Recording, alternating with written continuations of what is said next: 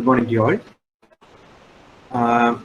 இன்னைக்கு நாங்கள் பார்க்க போகிற பாடம் வந்து அபிவிருத்தி நிதியில நாங்கள் கடந்த வகுப்பில் பார்த்தது வந்து வணிக சூழல் சம்பந்தமான விளக்கங்களை பார்த்துருந்தோம். அதாவது வணிக சூழல் என்றால் என்ன, இந்த சூழல்ல தாக்கம் செலுத்துகிற காரணிகள் என்ன, ஏன் இந்த வணிக சூழலை பற்றி நாங்கள் ஆய்வுகளை மேற்கொண்டு அதன் அடிப்படையில் செயற்திட்டத்தை வடிவமைக்க வேண்டும் என்ற விடயங்களை நாங்கள் பார்த்திருந்தோம். அதுல நாங்கள் பார்த்திருந்தோம் SWOT analysis, strength, weakness, opportunity, threat, SWOT analysis, அகக்காரணி என்ன, புறக்காரணி என்றால் என்ன, அதே மாதிரி பெஸ்டில் பொலிட்டிக்கல், எக்கனாமி, சோசியல்,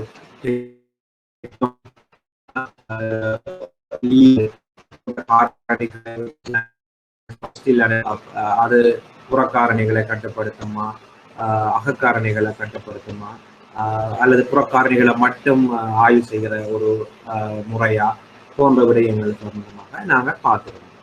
அப்போ வணிக சூழலை நாங்கள் ஆய்வு செய்வதன் மூலம் எங்களுடைய செயற்திட்டத்தை முன்னெடுப்பதனால் செயற்திட்டம் ஒரு வெற்றிகரமானதாக இருக்கு. அப்ப ஏற்கனவே நாங்க படிச்சிருக்கிறோம், ஒரு செயற்திட்டத்தை வேல்யூவேஷன் மதிப்பாய்வு செய்யக்குள்ள ஒன்று எண்கணித ரீதியாக மதிப்பிடலாம், குவாலிட்டி வைஸாகவும் மதிப்பீடு செய்யலாம், குவான்டிட்டி வைஸாகவும் மதிப்பீடு செய்யலாம். அப்போ குவான்டிட்டி அனலைசிஸ்லாம் நாங்கள் பார்த்தோம், நெட் பிரசன்ட் வேல்யூ என்றால் என்ன, கழிவிடல், அதாவது முதலீட்டு மதிப்பாய்வு, அதாவது முதலீட்டு மதிப்பாய்வு சம்பந்தமாக பார்த்துருக்கோம்.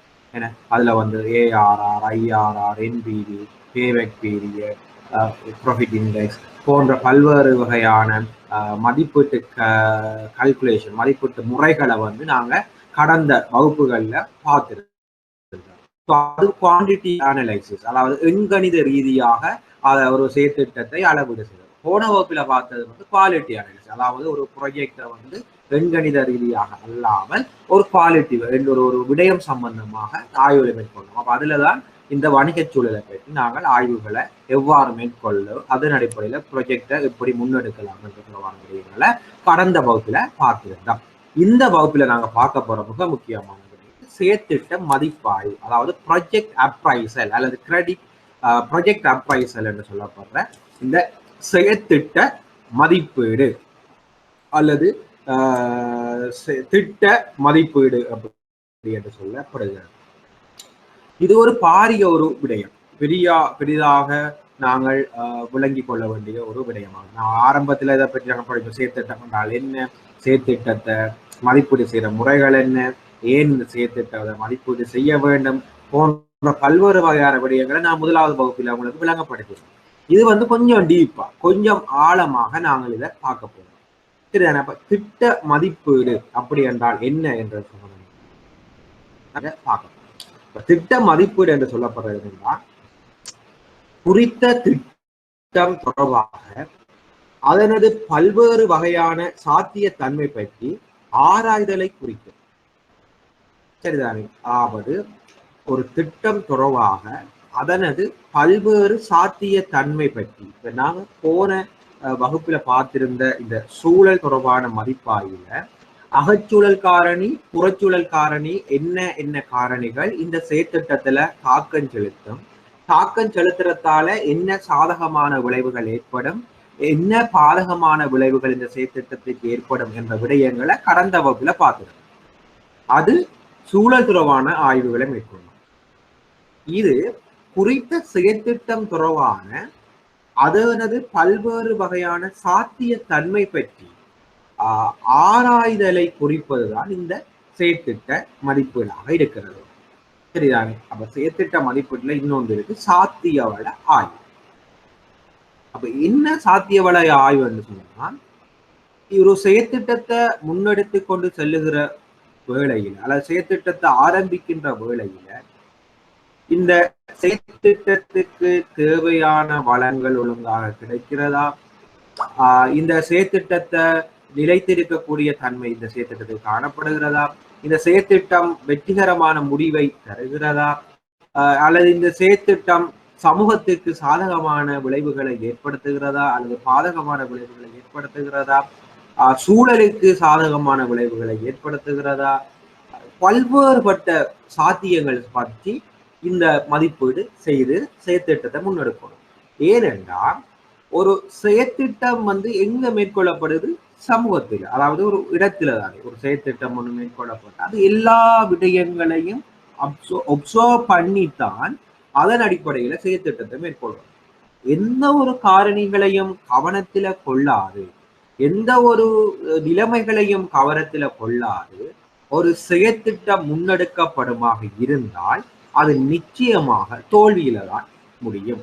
அது வணிக செயற்திட்டமாக இருந்தாலும் சரி, வணிகம் அல்லாத ஒரு செயற்திட்டமாக இருந்தாலும் சரி, அந்த செயற்திட்டம் ஒன்று முன்னெடுக்கின்ற பொழுது குறித்த நிலைமையையும் குறித்த சூழலையும் ஆய்வுக்கு உட்படுத்தாமல் ஒரு செயற்திட்டம் மேற்கொள்ளப்படுமாக இருந்தால் அந்த செயற்திட்டம் நிச்சயமாக தோல்வியில முடிவதற்கான வாய்ப்புகள் அதிகமாக காணப்படுகின்றன.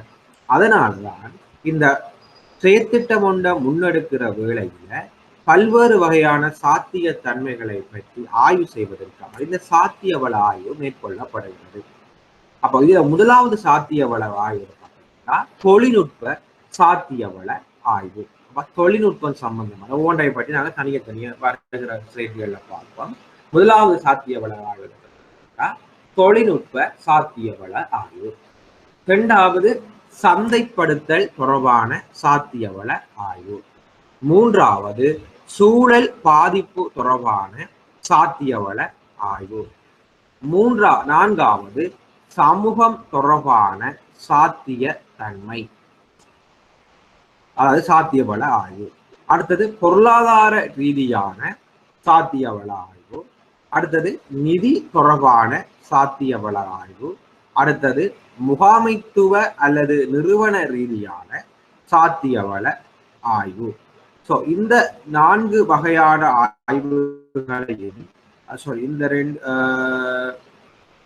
7 வகையான ஆய்வுகளையும் மேற்கொள்வதன் மூலம் ஒரு ப்ரொஜெக்டின் ஃபீசிபிலிட்டியை வந்து செய்யறதா இல்லையா போன்ற விடயங்களை வந்து நாங்க ஒரு முடிவுக்கு வரக்கூடியதாக இருக்கும். சரி, அப்ப உங்க என்ன ஒரு செயற்திட்டத்தை சாத்திய வள ஆய்வு மேற்கொள்வது ஒன்று தொழில்நுட்ப சாத்திய வள ஆய்வு, சந்தைப்படுத்தல் தொடர்பான சாத்திய வள ஆய்வு, சூழல் பாதிப்பு தொடர்பான சாத்திய வள ஆய்வு, சமூகம் தொடர்பான சாத்திய வள ஆய்வு, பொருளாதார ரீதியான சாத்திய வள ஆய்வு, நிதி தொடர்பான சாத்திய வள ஆய்வு, முகாமைத்துவ அல்லது நிறுவன ரீதியான சாத்திய வள ஆய்வு. இந்த 7 வகையான ஆய்வுகளையும் நாங்கள் மேற்கொண்டு அதன் அடிப்படையில முடிவுகளை எடுத்து இந்த ப்ராஜெக்டை கொண்டு செல்லலாமா கொண்டு செல்ல முடியாதா போன்ற விடயங்களை நாங்க கவனத்துல எடுக்கலாம். முதலாவது பார்ப்போம் இந்த தொழில்நுட்ப சாத்திய வள ஆய்வு. தொழில்நுட்ப சாத்திய ஆய்வு என்பது குறித்த திட்டம் தொடர்பாக தொழில்நுட்ப மதிப்பாய்வு இதன் கீழ் மேற்கொள்ளப்படும். அதாவது தேவைப்படும் இயந்திரம், உள்ளீடு, தொழில்நுட்பமற்ற அல்லது தொழில்நுட்பம் உள்ள ஊழியர்களை பெற முடியுமா, அல்லது உற்பத்தி செலவு, இலாபம், உற்பத்தி செய்யக்கூடிய இயலளவு போன்ற விடயங்கள் இதன் கீழ் ஆய்வுக்கு உட்படுத்தப்படும். சரிதானே? அப்ப ஒரு குறித்த திட்டம் தொடர்பான தொழில்நுட்ப மதிப்பாய்வு இதன் கீழே மேற்கொள்ளப்படும்.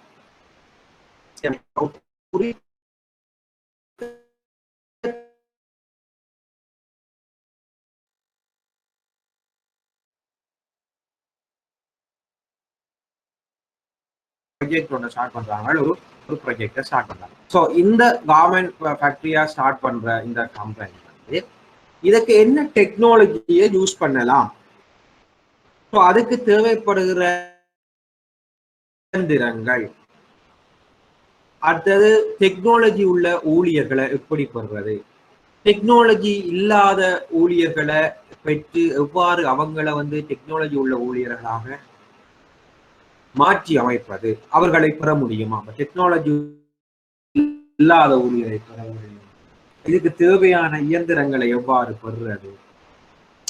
சரிதானே? அப்போ இதுல பல்வேறு வகையான விடயங்கள் இருக்கு. சரிதானே? அப்ப தொழில்நுட்பம் என்று சொன்னா உதாரணமா வந்து ஒரு கவர்மெண்ட் ஃபேக்டரியை ஒரு ஸ்டார்ட் பண்ணணும்னு சொன்னா அது தொடர்பான ஆய்வுகளை மேற்கொள்ளணும். எப்படி ஆய்வுகளை மேற்கொள்ளணும்? இப்ப பிரசண்டா இல்ல உலகத்துல என்ன டெக்னாலஜி ஆடை உட்படுத்தப்படுகிறது, எந்த மாதிரியான மெஷினரி யூஸ் பண்ணப்படுகிறது, எவ்வாறான தையல் இயந்திரங்கள் பயன்படுத்தப்படுகிறது, எவ்வாறான நூல்கள் பயன்படுத்தப்படுகிறது, எவ்வாறான துணிகள் பயன்படுத்தப்படுகின்றன, இந்த லேட்டஸ்டா என்ன பட்டன்ஸ், என்ன மாதிரியான கலரிங் மெட்டீரியல்ஸ் எல்லாத்தையும் ஆய்வு செய்ய வேண்டும். இப்ப மார்க்கெட்ல ஏன் ஆய்வு செய்ய வேணும்? இப்ப கரண்ட் உலகத்துக்கே பொருத்தமற்ற ஒரு தொழில்நுட்பத்தை பயன்படுத்தி ஒரு உற்பத்தி இருந்தால், உதாரணமாக நாங்கள் சொல்லுமா இந்த கார்பன் ப்ராடக்ட் உற்பத்தி செய்யப்படுமா இருந்தால் அது சந்தையில விநியோகிக்க முடியாத ஒரு துப்பாக்கி நிலை ஏற்படுது. ஏன்? போட்டியாளர்கள் அதை விட தரவானவர்களை விட்டிருப்பாங்க. ஸோ அப்ப இவங்கள் உற்பத்தி செஞ்சு சந்தையில விடக்கூட அந்த இதுவரை அந்த பழைய தொழில்நுட்பத்தை உற்பத்திகளை மேற்கொள்ளுகிற அந்த பொருளுக்கான வாய்ப்பு, சந்தை வாய்ப்பு காணப்படாது. அப்ப இதனால என்ன நடக்கும்? நிறுவனத்துடைய செயற்திட்டம் ஃபெயிலியராக முடியும். சரிதானே? அப்ப குறித்த திட்டம் தொடர்பாக தொழில்நுட்ப மதிப்பாய்வு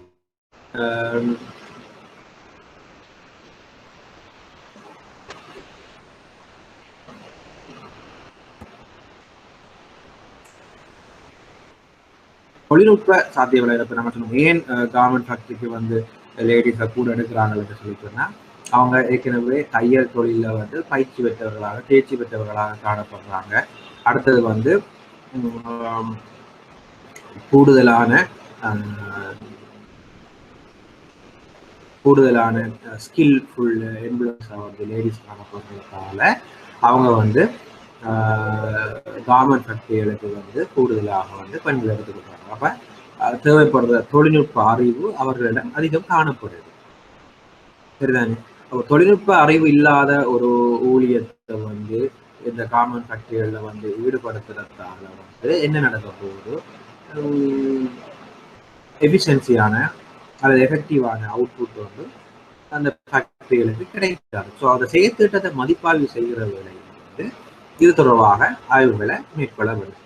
இதே ஏன் இதை செய்ய வேண்டுமென்றா ஒரு வங்கி இந்த செயற்திட்டத்தை வச்சு வங்கியில லோன் எடுக்க முன்வைக்கக்குள்ள வங்கி கட்டாம இதெல்லாம் பார்க்க வேணும். வங்கி இதெல்லாம் பார்க்காம லோனை கொடுத்து விட்டால் என்ன நடக்கும் என்று சொன்னால் அந்த லோனை மீள செலுத்த முடியாத ஒரு நிலை அந்த நிறுவனத்துக்கு ஏற்படும், அல்லது கடனை அறவீடு செய்ய முடியாத நிலை அந்த நிறுவனத்துக்கு ஏற்படும். சரிதானே? ஏன்? இவர்கள் தொழில்நுட்பத்தை பற்றி ஆய்வுகளை மேற்கொள்ளல. தொழில்நுட்பத்தை பற்றிய ஊழியத்தை திரட்டுற சம்பந்தமான எந்த ஒரு ஆய்வுகளையும் செய்யாம வங்கியில கடனை பெற்று ப்ராஜெக்டை ஸ்டார்ட் பண்ணினால் வங்கி கொடுத்த கடனை வங்கி மீள அறவீடு செய்வதில் தடங்கள் ஏற்படும். ஏன்? இவர்கள் தங்களோட தொழில்நுட்பம் தொடர்பான தொழில்நுட்பம் மட்டுமல்ல, பின்வருவர இது பிறகு சொல்ற எல்லா காரணிகளும் வந்து கட்டாயம் அவதானத்தில் உட்படுத்தப்பட வேண்டும். என்னன்னா இவர்கள் எந்த காரணிகளை கவனத்துல கொள்ளாம தங்களோட ப்ராஜெக்டை ஸ்டார்ட் பண்ணி செய்வார்களா இருந்தால் இதுக்காக கடன்களை வங்கிகள் வந்து பெற்றிருந்தா வங்கிகள் வந்து கடனை அறவீடு செய்து கொள்ள முடியாம போவேன் ப்ராஜெக்ட் ஃபெயிலியர் ஆகிடுச்சு. சரிதானே? ஸோ அதனால இந்த தொழில்நுட்ப சாத்தியவள ஆய்வு வந்து மிக முக்கியமானதாக காணப்படும். சரிதானே? ஸோ அப்ப என்ன குறித்த திட்டம் தொடர்பாக தொழில்நுட்ப மதிப்பாய்வு என்களை நோக்கப்படுகிறது. அப்ப அதற்கு தேவைப்படுகிற இயந்திரம், உள்ளீடு, தொழில்நுட்பமற்ற அல்லது தொழில்நுட்பம் உள்ள ஊழியர்களை பெற முடியுமா என்பதை பற்றியெல்லாம் நோக்கப்படுகிறது. சரிதானே? அதே போல உற்பத்தி செலவு, லாபம், உற்பத்தி செய்யக்கூடிய இயலளவு போன்றவற்றையும் இந்த தொழில்நுட்ப சாத்தியவள ஆய்வுகளை நாங்கள் மேற்கொள்ள வேண்டும். சரிதானே? எங்க இருந்து மூலப்பொருள் எவ்வாறு எடுக்கிறது, மூலப்பொருள் எடுத்தோம்னு சொன்னா அதை எப்படி பாதுகாத்து வைக்கிறது, அல்லது அதை உற்பத்தி செயற்பாட்டுக்கு உட்படுத்தும் வரை அதை எவ்வாறான தொழில்நுட்பத்தின் மேல சேகரித்து களஞ்சியப்படுத்தி வைக்கிறது, அதை பாதுகாப்பு, அதாவது எந்த விதமாக பழுதும் வராம எவ்வாறு வைக்கிறது. பல்வேறு விடயங்கள் இந்த தொழில்நுட்ப சாத்திய வள ஆய்வுல மேற்கொள்ளப்படும். சரிதானே? அப்ப உற்பத்தி செலவு எப்படி குறைக்கிறது, உற்பத்தி செலவு எப்படி கட்டுப்பாட்டுல வைக்கிறது, எப்படி லாபத்தை அதிகரிக்க மூலம்தான் இது தொடர்பான முடிவுகளை மேற்கொள்ளக்கூடியதாக இருக்கிறது. அப்ப தொழில்நுட்ப சாத்தியவள ஆய்வு என்பது என்னென்றால் குறித்த திட்டம் தொடர்பான தொழில்நுட்ப மதிப்பாய்வு இதன்கூட மேற்கொள்ளப்படுகிறது. அப்ப அதுக்கு தேவைப்படுகிற இயந்திரம், உள்ளீடுகள், தொழில்நுட்பமற்ற தொழில்நுட்பம் உள்ள ஊழியர்கள் போன்றவற்றை பெற முடியுமா, உற்பத்தி செலவு, லாபம், உற்பத்தி செய்யக்கூடிய இயலளவு போன்ற விடயங்கள் இதன் கீழே நோக்கப்படும்.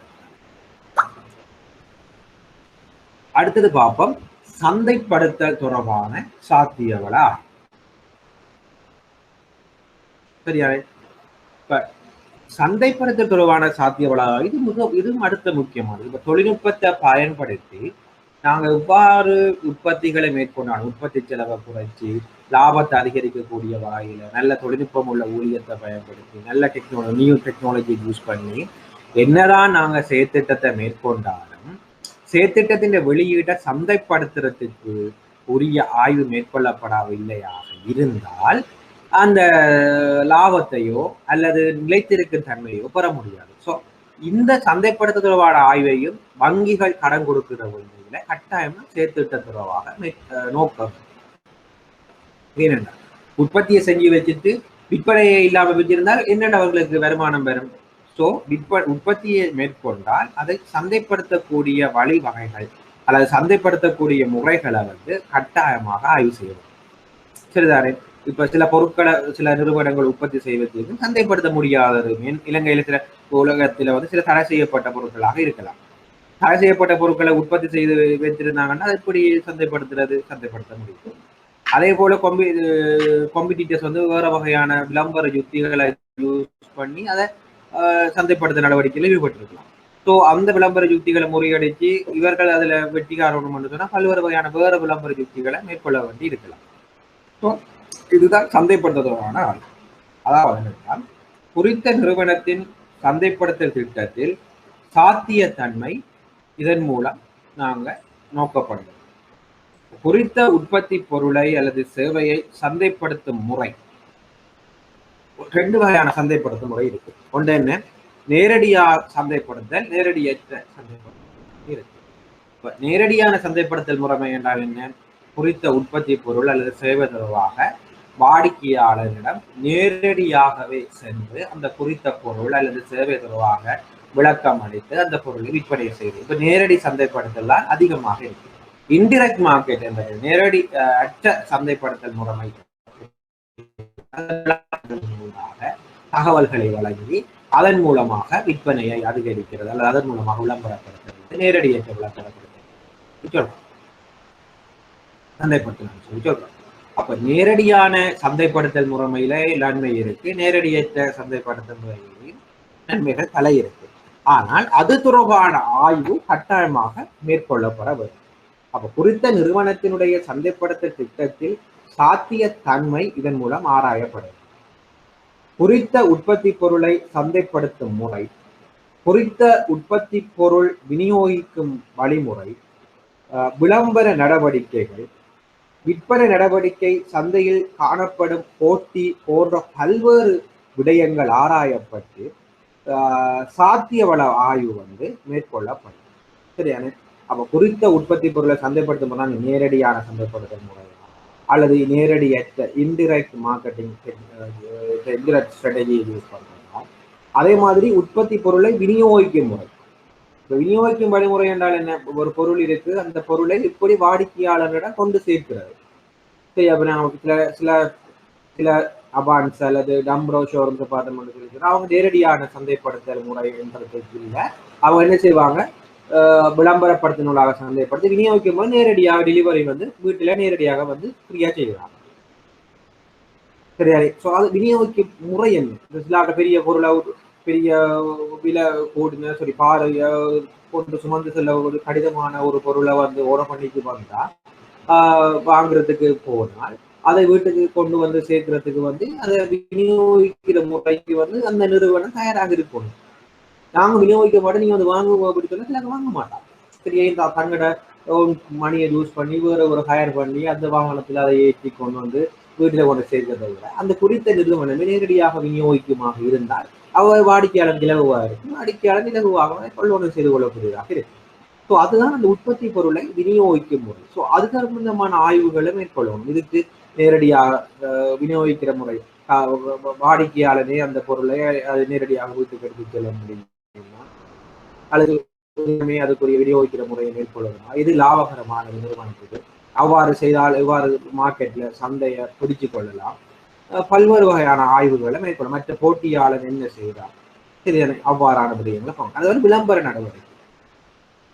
அடுத்து விளம்பரம் எவ்வாறு வாடிக்கையாளர் இலகுவாக சென்றடையக்கூடிய விளம்பரம், துண்டு பிரசுரங்கள் அடிக்கிறதா, அல்லது ஊடகங்கள் ஊடாக, டெலிவிஷனோ அல்லது ரேடியோ ஊடாக, அல்லது இன்டர்நெட்டின் ஊடாக, இல்லை யூடியூப்பின் ஊடாக, இல்லை சோசியல் மீடியாவின் ஊடாக விளம்பர நடவடிக்கை ஈடுபடுவதா, எவ்வாறு குயிக்கா வாடிக்கையாளர்களிடம் குறித்த பொருள் அல்லது சேவை தொடர்பான விடய சென்றடையும், அதுக்கான என்ன யுக்தியை நாங்க பயன்படுத்த வேண்டும் தொடர்பான விடயங்களை இந்த விளம்பர நடவடிக்கைகளை நாங்கள் மேற்கொள்ளணும். இப்போ விளம்பரம் வந்து மிக முக்கியமான சந்தைப்படுத்தல். குறித்த ஒரு செயற்திட்டம் மேற்கொள்றாங்க, எந்த ஒரு விளம்பரமும் படுத்த இல்லை, ஒரு விளம்பரப்படுத்தவும் இல்லை. குறித்த பொருள் தொடர்பான வாடிக்கையாளருக்கு அறிவு இருக்குமா? விளம்பரத்தை பார்த்து தானே பொருட்களை சேவைகளை வாடிக்கையாளர் நுகர்வு செய்வான்.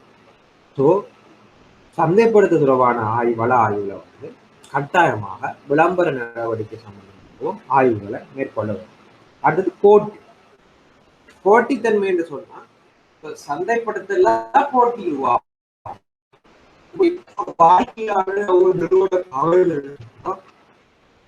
அவன் சந்தைப்படுத்தல் டெக்னாலஜியினூடாக அல்லது அவருடைய சந்தைப்படுத்தல் ஸ்ட்ராட்டஜியினூடாக வாடிக்கையாளரை இலகுவாக நிறுவனங்கள் அவர்கள் சரியா சந்தைப்படுத்தல் ஸ்ட்ராட்டஜியை வந்து நிறுவனங்கள் வந்து யூஸ் பண்ணணும்னா போட்டி தன்மையை அதிகரிப்பதற்காக.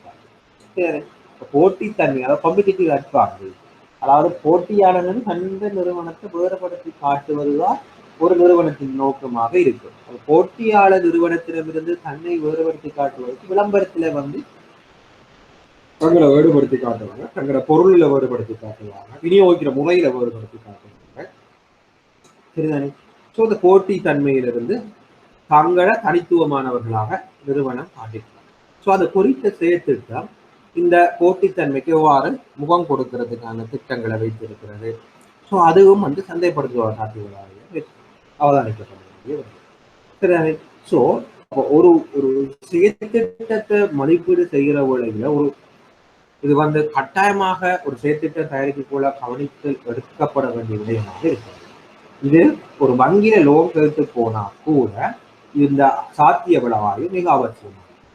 ஏன் இந்த சாத்திய விளைவாயு வங்கிகளை லோன் கேட்டு போனா அவசியம் என்றால் கடன் இடர் நிறுவை குறைப்பதற்கு அல்லது கடன் இடர் நிறுவை வந்து ஜஸ்டிஃபை பண்றதுக்கு வந்து இந்த சாத்திய விளைவாயு இருக்கிறது வங்கிகள்.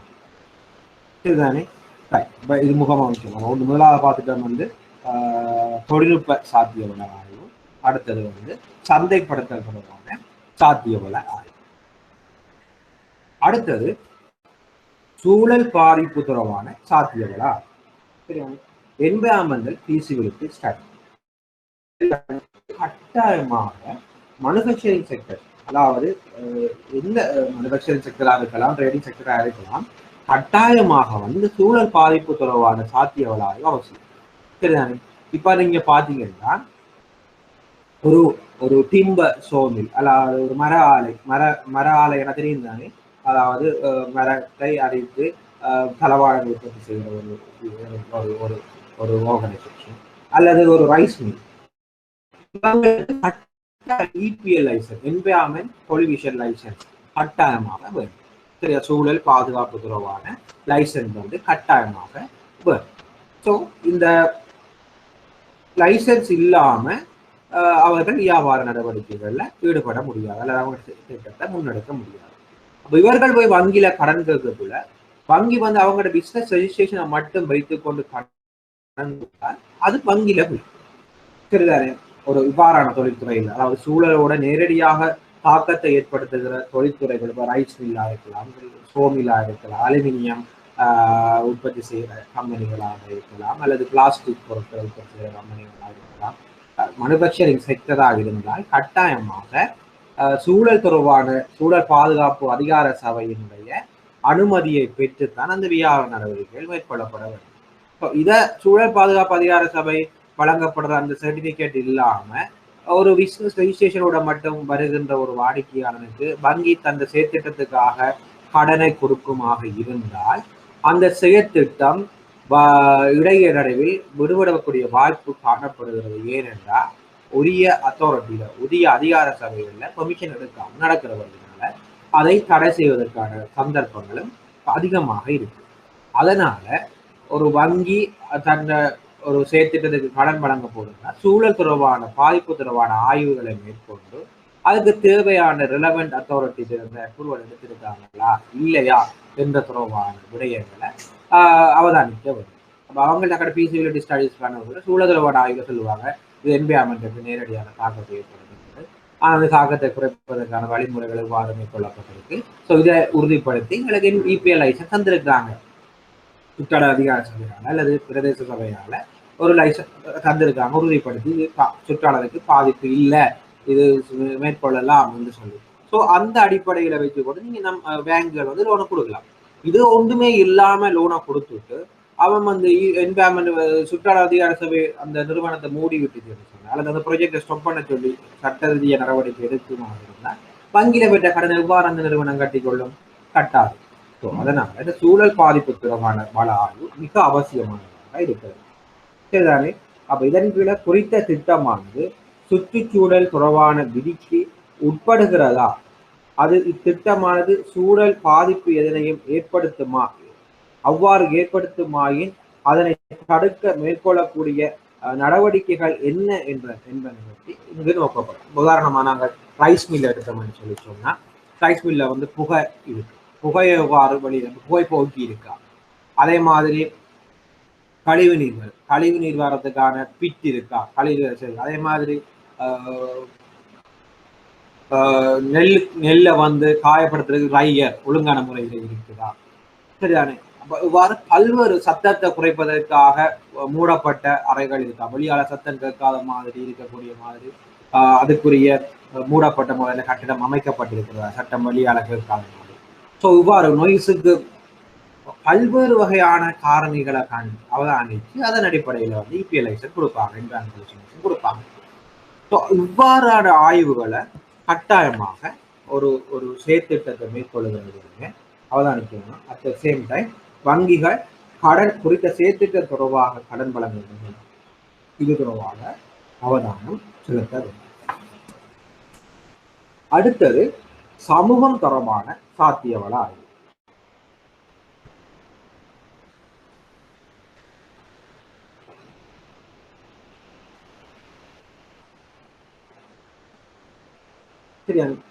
சமூகம் தொடர்பான சாத்தியவள ஆய்வு என்று சொல்லப்படுறது குறித்த திட்டம் அமுல்படுத்துகையில் சமூகத்தில் உள்ள பல்வேறு குழுக்களில் அல்லது பல்வேறு குழு தொடர்பாக எத்தகைய தாக்கத்தை ஏற்படுத்தும் என்பதனை தான் இந்த சமூகம் தொடர்பான சாத்தியவள ஆய்வு குறிக்கும். சரியா? அப்போ ஒரு குறித்த திட்டம் அமுல்படுத்துகையில் சமூகத்திலே உள்ள பல்வேறு குழு தொடர்பாக எத்தகைய தாக்கத்தை ஏற்படுத்தும். உதாரணமா ஒரு குறித்த ஆணினமோ அல்லது பெண்ணினமோ ஒரு சமூகத்துல காணப்படுற மிக பிரதானமாக இந்த ஆண் பெண் இவங்களுக்கு வந்து ஒரு செயற்திட்டத்தை மேற்கொள்ளும். உதாரணமா சொல்லுவோம், ஒரு கம்பெனி வந்து ஒரு மதுபான தொழிற்சாலையை உருவாக்கு. இது ஒரு சமூகத்தில் ஒரு பாரிய அளவான ஒரு தாக்கத்தை ஏற்படுத்தப்படுது. ஏன்? இந்த மதுபான தொழிற்சாலையை உருவாக்குறதுக்காக ஆண்களோ அல்லது பெண்களோ மது போதைக்கு அடிமையாகக்கூடிய சந்தர்ப்பம் காணப்படும், அல்லது அந்த தொழிற்சாலையிலிருந்து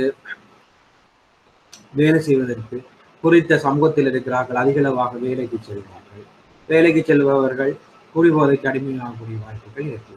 இது தீமையான ஒரு தன்மை. நன்மையான நன்மை என்ன? தொழில் வாய்ப்புகள் சமூகத்தில் உருவாக்கப்படலாம். ஆண்கள் பெண்களுக்கு தொழில் வாய்ப்புகள் உருவாக்கப்படலாம். அவர்களோட சமூக செலவு வந்து குறைவடைந்து அவர்கள் வாழ்க்கை தரம் வந்து அதிகரிக்கலாம். வாழ்க்கை செலவுக்கு ஏற்ற வகையில் வாழ்க்கை செலவை கவர் பண்றதுக்கு வருமானம் தலா வருமானம் அதிகரிக்கலாம். இவ்வாறு சமூகத்துல மாற்றம் ஏற்படலாம். சாதகமான மாற்றமா அல்லது பாதகமான மாற்றமா என்றதை பார்க்க வேண்டும். சரிதானே? அப்ப குறித்த திட்டத்தை வந்து அமல்படுத்துவதில் சமூகத்தில் உள்ள பல்வேறு குழு தொடர்பாக எத்தகைய தாக்கத்தை ஏற்படுத்தும் என்பதை குறிக்கணும். அப்ப ஒரு ஒரு ஒரு செயற்திட்டத்தை ஆரம்பிச்சோம்னு சொன்னா அந்த செயற்திட்டத்தால சமூகத்துக்கு வேலை வாய்ப்பு வழங்கப்படும் அல்லது குறித்த செயற்திட்டம் இப்ப ஆரம்பிக்கிறதால இப்ப உதாரணமா சொல்லுவோமே ஒரு 50,000 பேர் வேலை செய்யற ஒரு ஃபேக்டரியில வந்து குறித்த ஃபேக்டரிக்கு வந்து இந்த டெக்னாலஜியை யூஸ் பண்றான் மிஷினரிஸை வந்து யூஸ் பண்ண வெளிக்கிடக்குள்ள வேலை வாய்ப்பு வந்து இழக்கப்படுது. வேலை வாய்ப்பு அங்க வேலை செய்யற 50,000 எம்ப்ளாயிஸ்ல ஒரு 10% வேலையை விட்டு வெளியே போக வேண்டிய நிலை ஏற்பட்டால் அது சமூகத்தில் ஒரு பாரிய ஒரு தாக்கத்தை ஏற்படுத்தும். ஸோ அவங்க வேலை வாய்ப்பு இழக்கப்படுதா, வேலை வாய்ப்பு உருவாக்கப்படுகிறதா, சமூகத்துல வந்து இது நேர்கணியமான வழிபாடுகளை ஏற்படுத்துகிறதா, எதிர்கணியமான வழிபாடுகளை ஏற்படுத்துகிறதா போன்ற விடயங்கள் இந்த சமூகம் தொடர்பான சாத்தியவள ஆய்வுல வந்து கட்டாயமாக மேற்கொள்ளப்பட வேண்டும். சரிதானே? ஒரு 5 மினிட்ஸ் பிரேக் எடுத்துட்டு நான் கண்டினியூ பண்றேன். 5 மினிட்ஸ் பிரேக்கா இப்போ பார்த்த வந்து கடைசாத வந்து பார்த்தது வந்து இந்த சமூகம் தொடர்பான சாத்தியவள ஆய்வு. சரிதானே? சமூகம் தொடர்பான சாத்தியவள ஆய்வுன்னு சொன்னா குறித்த செயற்திட்டம் வந்து சமூகத்துல சாதகமான தாக்கத்தை ஏற்படுத்துமா அல்லது பாதகமான தாக்கத்தை ஏற்படுத்துமா என்பதாக ஆய்வுகளை மேற்கொள்வதா இந்த சமூகம் தொடர்பான ஆய்வாக இருக்குது. சரிதானே? கிளியரா? ஓகே. அடுத்த ஆய்வு வந்து பொருளாதாரம் தொடர்பான சாத்தியவள ஆய்வு. பொருளாதாரம் தொடர்பான சாத்தியவள ஆய்வு அப்படின்னு சொல்லி சொன்னாங்க. குறித்த திட்டமானது நாட்டினது தற்போதைய பொருளாதார கொள்கைக்கு அமைவானதா, நாட்டினது வருமான பரம்பலில் இது ஏதும் மாற்றத்தை ஏற்படுத்துமா போன்ற விடயங்கள் வந்து இந்த பொருளாதார சாத்தியவள ஆய்வுல மேற்கொள்ளப்பட வேண்டும். சரிதானே? இப்ப குறித்த திட்டமானது நாட்டின் பொருளாதார கொள்கைக்கு உதாரணமா இப்ப இலங்கையை பொறுத்தளவில் இறக்குமதிகளுக்கு கட்டுப்பாடு இருக்கிறது. வாகன இறக்குமதி, மஞ்சள் இறக்குமதி, பயறு இறக்குமதிக்கு கட்டுப்பாடு, அதாவது உள்நாட்டில் உற்பத்தி செய்யக்கூடிய பொருட்களை வெளிநாட்டில இருந்து நாங்கள் இறக்குமதி செய்வதை கட்டுப்படுத்தி கொண்டு வரோம். ஏன் வெளிநாட்டு செலவாணி இலங்கை ரூபா வந்து அமெரிக்க டாலருக்கு எதிராக மிகவும் கீழாக தேய்வடைந்து கொண்டு ஸோ இந்த கீழாக தேய்வடைந்து கொண்டு வர இறக்குமதிகளை சரியான இப்ப இந்த நேரங்கள்ல ஒருவர் வந்து கார் இறக்குமதி செய்யறது கம்பெனி ஒரு செயற்திட்டத்தை தயாரித்து ஒரு வங்கியில வந்து கடனை வங்கிகள் வந்து கடனை கேட்பார்கள். நாங்க எல்லாம் அவர்கள் சுற்றுச்சூழல் தொடர்பான ஆய்வு ஓகேயா இருக்கு, மற்ற சமூகம் தொடர்பான சாத்தியவள ஓகேயா இருக்கு, மற்றது தொழில்நுட்பம் தொடர்பான சாத்தியவள ஆய்வும் ஓகேயா இருக்கு. பட் இந்த பொருளாதாரம் தொடர்பான சாத்தியவள ஆய்வு நெகட்டிவா இருக்கு. என்ன ரீசனால? அரசாங்கத்தினுடைய கொள்கை இந்த ப்ராஜெக்டுக்கு ஒத்து போகும். ஏன் இவங்களுக்கு நாங்க லோனை கொடுத்தோம்னு சொல்லி சொன்னா வாகன இறக்குமதிக்கு தடை இலங்கையில் விதிக்கப்பட்டது சென்று இவங்களுக்கு இந்த கடனை திருப்பி செலுத்துவார்கள். எல்லாம் ஓகே. சமூகம் தொடர்பான ஆய்வு செஞ்சோம், அதுலேயும் ஓகே. சூழல் தொடர்பான ஆய்வு செஞ்சோம், அதுலேயும் ஓகே. தொழில்நுட்பம் தொடர்பான ஆய்வு செஞ்சோம், அதுலேயும் ஓகே. ஆனால் இந்த பொருளாதாரம் தொடர்பான சாத்தியவள ஆய்வு வந்து ஒரு ஃபெயிலியர் ஆகலாம். என்ன காரணத்தினால? அரசாங்கத்தின் கொள்கைகளாக. அதை நாங்க இவாலுவேட் பண்ணி பார்க்கக்குள்ள பொருளாதாரத்தின் பொருளாதார தொடர்பான சாத்தியவள ஆய்வு மேற்கொள்ளப்படும் இந்த செயற்திட்டம் வந்து ஃபெயிலியர் ஆகக்கூடிய தன்மை அதிகமாக காணப்படுகிறது. ஏன்? அரசாங்கத்தினுடைய சட்ட திட்டங்கள். அப்போ ஒரு செயற்திட்டத்தை மதிப்பாய்வு செய்யக்குள்ள கட்டாயமாக இந்த பொருளாதாரம் தொடர்பான சாத்தியவள ஆய்வு மேற்கொள்ளப்பட வேண்டும். ஏனென்றா அப்ப அரசாங்கத்தின் பொருளாதார கொள்கை என்னென்று தெரியும். இப்ப அரசாங்கத்தின் பொருளாதார கொள்கை என்ன என்று தெரியாம நாங்க குறித்த செயற்திட்டத்தை ஸ்டார்ட் பண்ணி விட்டோம் என்றால் இடையில எங்க நிற்கும்? கம்ப்ளீட் ஆகாது, சக்சஸ் ஆக முடியாது. அவ அந்த ப்ராஜெக்டை நம்பி லோன் கொடுத்த வங்கிகள் நிதி நிறுவனங்கள் எவ்வாறு அந்த கடனை மேல அறவீடு செய்து கொள்ள முடியாத ஒரு துப்பாக்கிய நிலை ஏற்படும். சரிதானே? ஸோ அதைத்தான் இந்த பொருளாதாரம் தொடர்பான சாத்தியவள ஆய்வு குறித்து நிற்கிறது. அடுத்தது நிதி தொடர்பான சாத்தியவள ஆய்வு. சரிதானே? ஃபைனான்சியல் அப்ளைஸ், அதாவது ஃபைனான்சியல் பொசிஷனை பற்றி நாங்கள் ஆய்வு செய்வோம். அப்போ குறித்த திட்டத்திற்கு தேவையான மொத்த நிதி, இந்த நிதியியல் கடன் மூலதனம், உரிமை மூலதனம், திட்டமிடப்பட்ட நிதி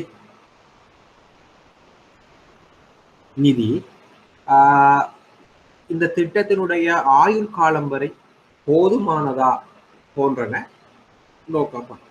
சரி, இப்ப நல்ல உதாரணமா நான் சொல்லலாம். ஒரு கன்ஸ்ட்ரக்ஷன் ப்ராஜெக்ட் எடுத்தோம்னா ஒரு கன்ஸ்ட்ரக்ஷனுக்கு வந்து பிட் கால் பண்ணுவாங்க இல்லையா?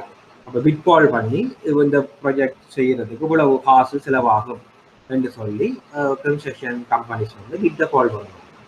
அப்போ கால் பண்ணி ஒரு அமௌண்ட் வந்து அப்ரூவ் ஆகும். சொல்லுவாங்க ஒரு 20 மில்லியன் ரூபா ப்ராஜெக்டை வந்து அப்ரூவ் பண்ணுவாங்க. ஸோ இந்த 20 மில்லியன் ரூபா ப்ராஜெக்டை வந்து அவங்க ஸ்டார்ட் பண்ணி நடத்தி கொண்டு போனாங்க. 5 வருஷம் ப்ராஜெக்ட். 5 வருஷம் முடிஞ்சது, ஃபண்டு முடிஞ்சது, பட் ப்ராஜெக்ட் முடியல. என்ன, ப்ராஜெக்ட் கம்ப்ளீட் ஆகல, அந்த பில்டிங் கட்டுப்பட்டு முடியல. என்ன ரீசன்? இவங்க வந்து நிதி தொடர்பான சாத்தியவள ஆய்வு மேற்கொள்ளக்குள்ள ஃபெயிலியர் ஆகிட்டாங்க. ஏன்?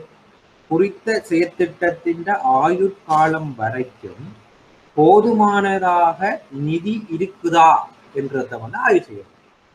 ஸோ அவ்வளவுக்குரிய நிதியை வந்து ரிசர்வ் பண்ணி வச்சதுக்கு பிறகுதான் அந்த ப்ராஜெக்டை ஸ்டார்ட் பண்ணணும். இல்லாட்டி என்ன நடக்கும்? அந்த ப்ராஜெக்ட் வந்து ஃபெயிலியராக முடிஞ்சிடும். ஸோ இது வந்து நார்மலா வந்து வங்கிகள் கடன் கொடுக்க கூட கட்டாயமா போகணும். வங்கி கடன் கொடுக்க எப்படி பார்க்கும்?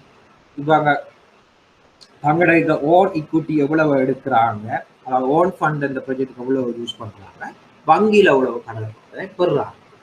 ஸோ இந்த கடனையும் பெற்று அவங்களுடைய ஓன் இக்விட்டியையும் பெற்று கொண்டு இந்த ப்ராஜெக்டை குறித்த காலப்பகுதியில் செய்வதற்கு போதுமானதாக அவர்களிடம் நிதி இருக்குதா?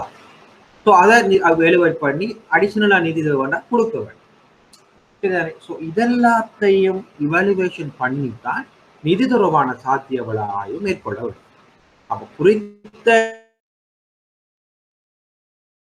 தேவையான மொத்த நிதி, இந்த மொத்த நிதியில வந்து கடன் மூலதனம், உரிமை மூலதனம், சரியாரு திட்டமிடப்பட்ட நிதி அத்திட்டத்தினுடைய ஆயுட்காலம் வரை போதுமானதா என்று நோக்கப்பட வேண்டும். சரிதானே? அப்ப உரிமை மூலதனம் என்றது ஓனரால இடப்படுற நிதி, கடன் என்றது பரோவிங்ஸ், வெளிநபர்கள் வங்கிகள் இருந்து பெறப்படுற கடன். ஸோ இந்த ரெண்டு சேர்த்து திட்டத்தை முன்னெடுக்கிறதுக்கு போதுமான நிதி முழுமையாக இருக்குதா என்றத வந்து நிதி தொடர்பான சாத்தியவள ஆய்வு வந்து கட்டாயமாக மேற்கொள்ளப்பட வேண்டும். சரியா? அப்போ ஒரு செயற்திட்டம் முன்னெடுக்கப்படக்குள்ள நான் ஏற்கனவே சொன்ன ஆய்வுகள், சாத்தியவள ஆய்வுகள் தொழில்நுட்பம் சார்ந்ததாக இருக்கலாம், அல்லது சூழல் சார்ந்ததாக இருக்கலாம், அல்லது முகாமைத்துவம் சார்ந்ததாக தொழில்நுட்பம் அல்லது பொருளாதாரம் அல்லது சமூகம் தொடர்பானதாக இருந்தாலும் இந்த நிதி போதுமானதாக இல்லாமல் விட்டால் எல்லாரும் வந்து என்ன பிரச்சனை என்றால், எல்லாரும் வந்து ப்ராஜெக்டை தருவாங்க. நான் மாடு வளர்க்க போறேன், கோழி வளர்க்க போறேன், நான் இப்படி ஒரு பிஸ்னஸ் ஸ்டார்ட் பண்ண போறேன். ரெண்டு ப்ராஜெக்ட் அப்ரைசர்ஸ் வந்து ப்ராஜெக்டை வந்து ரிப்போர்ட்டை வந்து எல்லாரும் அநேகமான கஸ்டமர்ஸ் வங்கிகளை சப்மிட் பண்ணுவாங்க. ஆனால் எல்லாம் சாதகமா இருக்கும், சூழல் சாதகமா இருக்கும், சமூகம் சாதகமா இருக்கும், தொழில்நுட்பம் சாதகமா இருக்கும், பொருளாதாரம் சாதகமா இருக்கும், எல்லாம் சாதகமானதா இருக்கு. ஆனால் இந்த ப்ராஜெக்டை கொண்டு சென்று முடிக்கிறதுக்கு தேவையான முழுமையான நிதி அவர்களிடம் காணப்படாது. ஸோ அவர்கள் சில நேரம் என்ன செய்வாங்க, ப்ராஜெக்ட்ல வேல்யூ வந்து 20 மில்லியன் என்றால் அந்த 20 மில்லியனையே பேங்க்ல தான் லோன் ஆக்கிப்பாங்க. சரியா? அப்ப பேங்க்ல தான் அவங்க என்ன செய்வாங்க, லோனை தாங்கன்னு சொல்லி 100% கேட்பாங்க. அப்ப டெப்ட் ஈக்விட்டியை நாங்க பார்த்தோம்னு சொன்னா என்ன நடக்கும்? 100% டெப்டா தான் இருக்கு, ஈக்விட்டி கண்டிஷன் ஒன்றுமே இருக்காது. ஸோ அப்படியான கம்பெனி, அப்படியான ப்ராஜெக்ட்டுக்கு வந்து பேங்க்ஸ் வந்து லோன் கொடுக்க வேண்டிய அவசியம் இல்லை. 100% டிபெண்ட் பண்ணியிருக்காங்க வங்கியில. அப்படி இருக்க முடியாது. ஸோ அவங்க கொஞ்சமாவது ஈக்விட்டி கண்டிஷனாவது அவங்க கொடுக்க வேண்டும். குறித்த திட்டத்துக்கு தேவையான மொத்த நிதியில போதுமானதாக குறித்த செயற்திட்டத்தின் காலம் வரைக்கும் போதுமானதாக இருக்கிறதா என்பது இந்த நிதி தொடர்பான சாத்தியவள ஆய்வுல மேற்கொள்ளப்பட வேண்டிய ஒரு விடயமாக இருக்கிறது. சரிதானே? அடுத்தது முகாமைத்துவ அல்லது நிறுவன ரீதியான சாத்தியவள ஆய்வு. சரிதானே? அப்ப முகாமைத்துவ அல்லது நிறுவன ரீதியான சாத்தியவள ஆய்வு நிறுவனத்தினுடைய முகாமை தரமானதாக காணப்படுகின்றதா மற்றும் செலவு நன்மை பகுப்பாய்வு என்பன இங்கு நோக்கப்படுகிறது. சரிதானே? குறித்த திட்டத்திற்கு தேவையான முகாமை ஒரு ஷிப் எடுப்போம். அந்த ஷிப்ல வந்து உதாரணம் சொல்லுவாங்க, ஷிப் வந்து பெஸ்டான ஷிப், நல்ல குவாலிட்டியான பார்ட்ஸை போட்டு நல்லா ஒரு ஸ்டாண்டர்டான ஒரு ஷிப் பட் இந்த ஷிப்ட கேப்டன் வந்து தோட்ட தெரியாது. ஸோ அப்படி என்று சொன்ன ஷிப் வந்து என்னதான் அழகான, என்னதான் ஸ்டாண்டர்டான, என்னதான் தரமான ஒரு ஷிப்பா இருந்தாலும் கடல்ல பயணம் செய்து கொள்ள முடியாத ஒரு சிச்சுவேஷன். என்ன காரணத்துக்கு? சரியில்லை. அதே மாதிரிதான் முகாமைத்துவ அல்லது நிறுவன ரீதியான சாத்தியவள ஆய்வுல குறித்த திட்டத்துக்கு தேவையான முகாமைத்துவம் தரமானதாக இருக்கும். சரிதானே? ஒரு செயற்திட்டத்தை ஆரம்பிக்கிறாங்க. ஏபிசி என்ற 3 நபர்கள் அந்த முகாமைத்துவத்தில் இருந்து ஒரு செயற்திட்டம் ஆரம்பித்து அந்த நடந்து கொண்டு போகும். ஒரு 5 வருஷ செயற்திட்டம். முதலாவது வருஷத்து முடிய அந்த 3 பேரும் மாறுறாங்க, வேற ஒரு ஆட்கள் வராங்க, அப்புறம் இன்னொரு 3 பேர் வராங்க.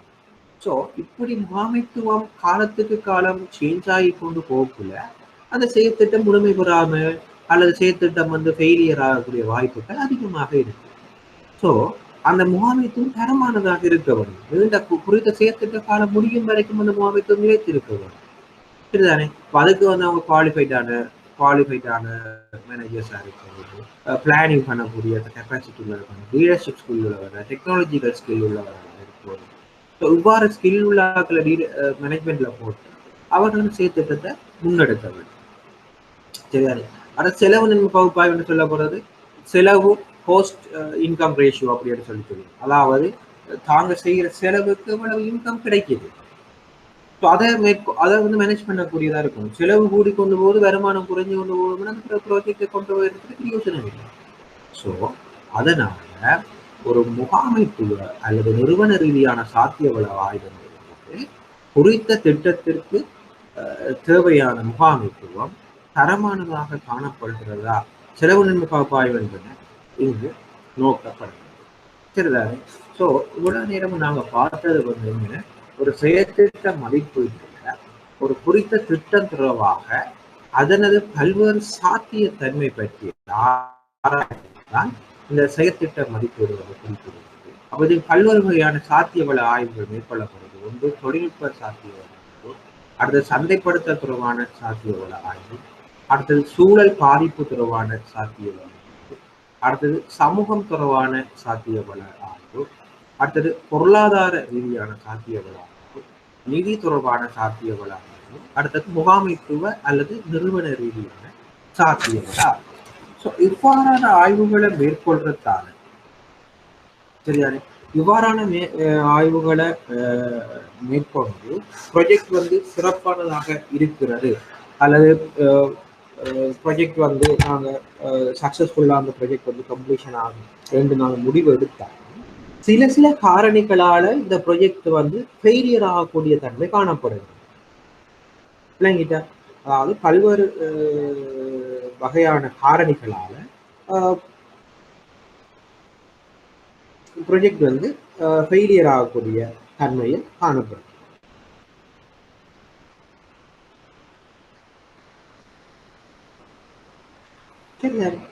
அதே போல ஒரு வங்கியில வந்து இவர்கள் இந்த ஆய்வுகளை மேற்கொண்டு கடனை பெற்றிருந்தால் கூட ஒரு ப்ரொஜெக்டை வந்து வங்கி வந்து அல்லது அந்த ப்ரொஜெக்ட் அப்ரைசலை வந்து ரிஜெக்ட் பண்றதுக்கான ரீசன்ஸ் பலது இருக்கு. என்னதான் அவங்களோட ப்ரொஜெக்ட் அப்ரைசல்ஸ் அந்த செயற்திட்ட மதிப்பாய்வு சரியானதாக இருந்தாலும் அந்த குறித்த செயற்திட்டத்தை நாங்கள் ரிஜெக்ட் பண்ணக்கூடிய வங்கிகள் ரிஜெக்ட் பண்ணக்கூடிய சான்சஸ் இருக்கு. அது ஒரு ரீசன். சரிதானே?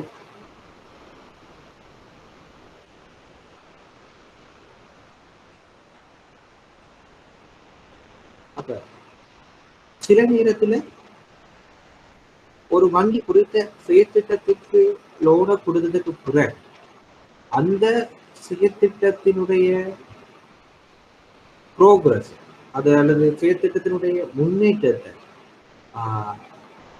மதிப்பீடு செய்யறதுக்கு பல்வேறு வகையான உத்திகள் இருக்கு. சரிதானே? அப்போ ஒரு வங்கி வந்து ஒரு கம்பெனி வந்து செயற்திட்டத்தை சப்மிட் பண்ணுது, அதை ரிஜெக்ட் பண்றதுக்கான வாய்ப்புகளும் இருக்கு. அல்லது ரிஜெக்ட் பண்ணாம அந்த செயற்திட்டத்தை அக்செப்ட் பண்ணி அந்த செயற்திட்டத்துக்கு லோன் கொடுத்ததுக்கு பிறகு இடையில அதுக்குரிய அடிஷனலான ஃபண்டிங்கை நிறுத்தாட்டக்கூடிய வாய்ப்புகளும் இருக்கு. ஸோ அதுக்கான காரணிகளையும் நாங்கள் பார்க்கிறோம். சரி, அப்போ ஒன்று அடிக்கடி வந்து குறித்த நிறுவனம் வந்து வங்கி மேலதிக பெற்ற பெறுதல் உள்ள அவற்றை வந்து செலுத்தாமல் சிலாக்கள் வந்து எக்ஸஸ், அதாவது ஓடி ஃபெசிலிட்டி இருப்பாங்க. சரியா, ஒரு நிறுவனம் வந்து அடிக்கடி வந்து என்ன செய்வாங்க, ஓவர் டிராஃப்ட் ஃபெசிலிட்டி வந்து இருப்பாங்க வங்கி மேலதிக. வங்கி மேலதிக பற்றின தானே, அதாவது கேள்வி வைப்புக்கு இருக்கிற கிரெடிட் பேலன்ஸுக்கு மேலதிகமாக ஒரு குறித்த தொகையை பெறுவதற்காக வங்கிகள்கிட்ட போய் வங்கி மேலதிக பெற்று வசதியை பெற்றுக்கொள்வாங்க. ஸோ அடிக்கடி இந்த வங்கி மேலதிக பெற்று வசதியை பெற்று அதை குறித்த காலப்பகுதியில் செட்டில் பண்ணாமல் விடுறதுக்காக வங்கிகள் வந்து ஒரு போனிங் சிக்னலை பெற்றுக்கொள்ளும். என்ன, இந்த நிறுவனங்கள் இந்த செயற்திட்டம் சிறப்பாக முன்னெடுக்கப்படவில்லை என்ற விஷயத்தை ஒரு போனிங் சிக்னலாக எடுத்துக்கணும். அடுத்தது என்ன செய்து கொள்ளும்? ஒன்று, இரண்டாவது, வாடிக்கையாளர் வைப்பு செய்யப்படுகிற காசோலைகள் வங்கியால் மறுக்கப்படும். சரியா? ரிட்டர்ன் செக்ஸ் கொண்டு டிபாசிட் பண்ற செக்கும் ரிட்டர்ன் ஆகுறது. அடுத்தது இவங்க ப்ரெசென்ட் பண்ற செக்கும் ரிட்டர்ன் ஆகுது. சரியா? இப்ப கஸ்டமர் ஒரு ஆள் வந்து ஒரு ப்ராஜெக்டுக்கு வந்து இன்கம் வருதுன்னு சொல்லி அந்த வாடிக்கையாளர் ஏ என்ற ஆள் வந்து பி என்ற வாடிக்கையாளர் காசு ஒரு பொருளை நுகர்வு செய்கிறார். ஸோ அந்த பி என்ற வாடிக்கையாளர் செக் வந்து ஏ என்ற வாடிக்கை வங்கியில கொண்டு வைப்பு செய்கிறார். இந்த பியினுடைய செக் வந்து ரிட்டர்ன் ஆகுது.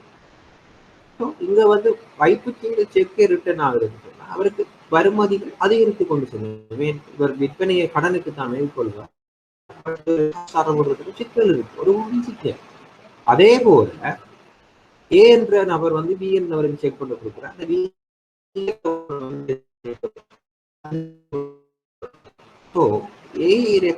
காசு இல்லை, அதனாலதான் அந்த ஏ செக் பி வந்து டிபாசிட் பண்ண அந்த செக் வந்து ரிட்டர்ன் ஆகுது. இந்த செக் ரிட்டர்ன் வந்து ஒரு வார்னிங் சிக்னலாக வங்கிகள் வந்து பார்க்கும். அடுத்தது, வாடிக்கையாளரால வழங்கப்பட்ட காசோலைகளை தடை மீறுது. அநேகமாக பார்த்தீங்கன்னா இந்த கொரோனா காலத்தில்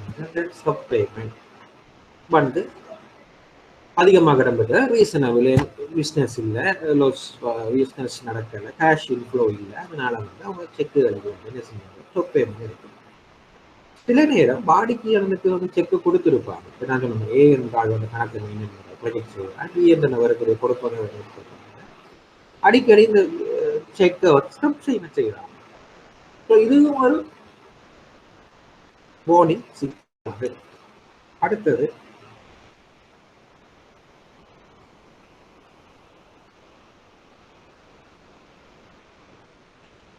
கடன்களுக்கு அல்லது ஷார்ட் டேர்ம் லோனா இருக்கலாம், அல்லது லாங் டேர்ம் லோனா இருக்கலாம், அல்லது வங்கி மேலதிகப்பட்ட வசதிகளாக இருக்கலாம், இவற்றை பெற்றுக்கொண்டு அடிக்கடி வந்து தயவு காலத்தை போடுது. தயவு காலம் கிரேஸ் பீரியடை போட்டு அடிக்கடி. ஸோ இதுவும் வந்து கேஷ் இன்ஃப்ளோ இல்லாத ஒரு பிரச்சனை. ஸோ இதுவும் வந்து ஒரு ஒரு வார்னிங் சிக்னலாக காண்கிறது. அடுத்தது, ஒரு ப்ராஜெக்ட் நடந்து கொண்டு போகுது. அப்போ அந்த ப்ராஜெக்டால வந்து இன்கம் ஜெனரேட் ஆகுதுன்னு சொல்லிட்டு அந்த பணத்தை வங்கியில இடாம வங்கிக்குள்ளால ரூட் பண்றது தெரியாது. அப்ப நாளாந்தம் சேகரிக்கப்படுற காசை வந்து வங்கியில இடாமல் விட்டால் அப்ப டேர்ன் ஓவர் வங்கியில நடக்காது, வங்கிக்குள்ளால ரூட் பண்ணப்படாது. சரிதானே? அப்ப வங்கிக்குள்ளால டேர்ன் ஓவர் உட்பண்ணப்படலாட்டி அதுவும் வந்து என்னவா இருக்கும்? ஒரு வார்னிங் சிக்னலாக தான் இருக்கப்படும். ஏன்? நாங்க ஒரு செயற்திட்டத்துக்கு கடனை கொடுத்திருக்கிறோம். இந்த செயற்திட்டம் வெற்றிகரமா நடக்குதா இல்லையான்றதை நாங்க மானிட்டர் பண்றதுக்கு வங்கிக்குள்ளால கஸ்டமர் ரூட் பண்ணணும். அவ்வாறு அவர் ரூட் பண்ணலாட்டி எப்படி இவருக்கு கேஷ் இன்ஃப்ளோ வருது, வெளியால காசு போகுதுன்றதை நாங்க அவதானிக்க முடியாம இருக்கும் வங்கி. ஸோ அவர் நாளாந்த வியாபார நடவடிக்கைகளை வங்கிகளின் ஊடாக வங்கிக்கு ஊடாக அவர் மேற்கொள்ளவில்லையாக இருந்தால் ஒரு வார்னிங் சிக்னலாக தான் நாங்கள் கருத முடியும். அதுக்கு ஒரு மாற்றீடாக சொல்லுவாங்க, நாங்க வங்கிக்குள்ளால செய்யறத நேரடியாக காசு கொடுக்கல் வாங்கலாம் ஈடுபடுறோம் அப்படின்னு சொல்லி சொன்னாங்கன்னா அந்த கலைப்புற காசையாவது வங்கியில டிபாசிட் பண்ணி வித்ட்ரா பண்ணுங்க. அப்ப எங்களுக்கு தெரியும் காசு உள்ளுக்குள்ள வருகுதா வெளியால போகுதான்ற சம்பந்தமான அறிவை பெறலாம். சரிதானே? ஸோ அப்ப நாளாந்த சேகரிக்கப்படுற பணத்தின அடுத்தது பயன்பாட்டு சேவைகள் பொறுத்து அவற்றுக்குரிய கொடுப்பனவுகள் மேற்கொள்ளப்பட்டிருக்காமையும் அவை துண்டிப்பு செய்யப்பட்டு இருக்கிறது. சரியா? பயன்பாட்டு சேவைகள் பொறுத்து முக்கியமானது. சரியா? பயன்பாட்டு சேவைகள் பொறுத்து அவற்றுக்குரிய கொடுப்பனவுகள் மேற்கொள்ளப்பட்டிருக்காமையும் அவை துண்டிப்பு செய்யப்பட்டிருக்கிறதுனா இப்ப கரண்ட் பில் கட்டாம எலக்ட்ரிசிட்டி பில் கட்டாம இருக்குது. அந்த எலக்ட்ரிசிட்டி போர்ட் வந்து எலக்ட்ரிசிட்டியை பவரை கனெக்ஷனை கட் பண்ணிடுது. சரியா? அப்படி கட் பண்ணி விடுறது அல்லது டெலிஃபோன் பில் கட்டாம இருக்கு டெலிஃபோன் கனெக்ஷனை கட் பண்ணி விடுறது. சரிதானே? இவ்வாறான ஆக்டிவிட்டிஸும் ஒரு வார்னிங் சிக்னல். சரிதானே? அப்ப இதெல்லாம் வந்து நாங்க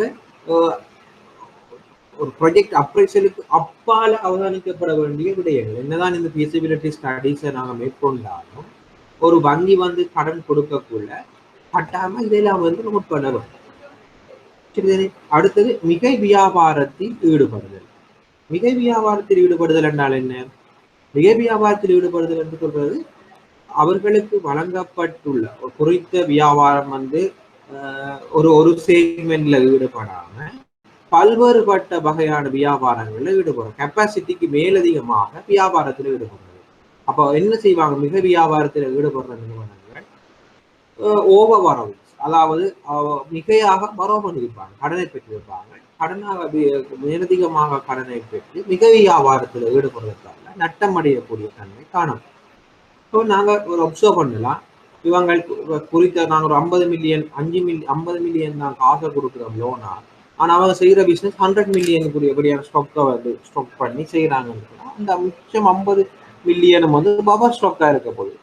சில லாங் டேர்ம் பீரியடு ஹோல்ட் பண்ணப்பட்டிருக்க போது காசு அதில் முடங்கி இருக்க போகுது. ஸோ மிகை வியாபாரத்தில் ஈடுபடுறதால நிறுவனங்கள் வந்து ஒரு வார்னிங் சிக்னலை உள்ளன. சரிதானே?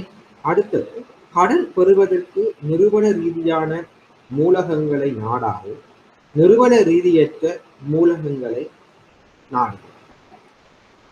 சரிதானே? அப்ப கடன் பெறுவதற்கு நிறுவன ரீதியான மூலகங்களை நாடாது நிறுவன ரீதியற்ற மூலகங்களை நாடுதல் என்று சொல்லி சொன்னா இப்ப ஒரு ஸ்ட்ரக்சரல் சோர்ஸுக்கு போறீங்க.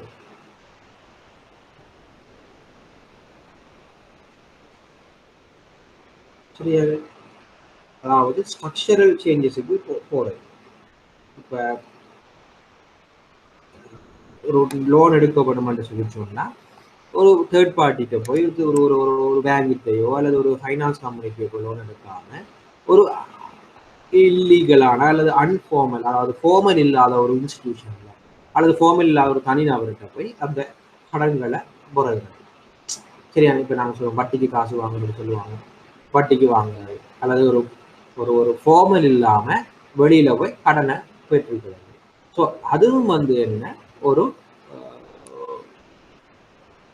ஒரு என்ன சொல்றது ஒரு வார்னிங் சிக்னலாக தான் இருக்க போகுது. சரிதானே?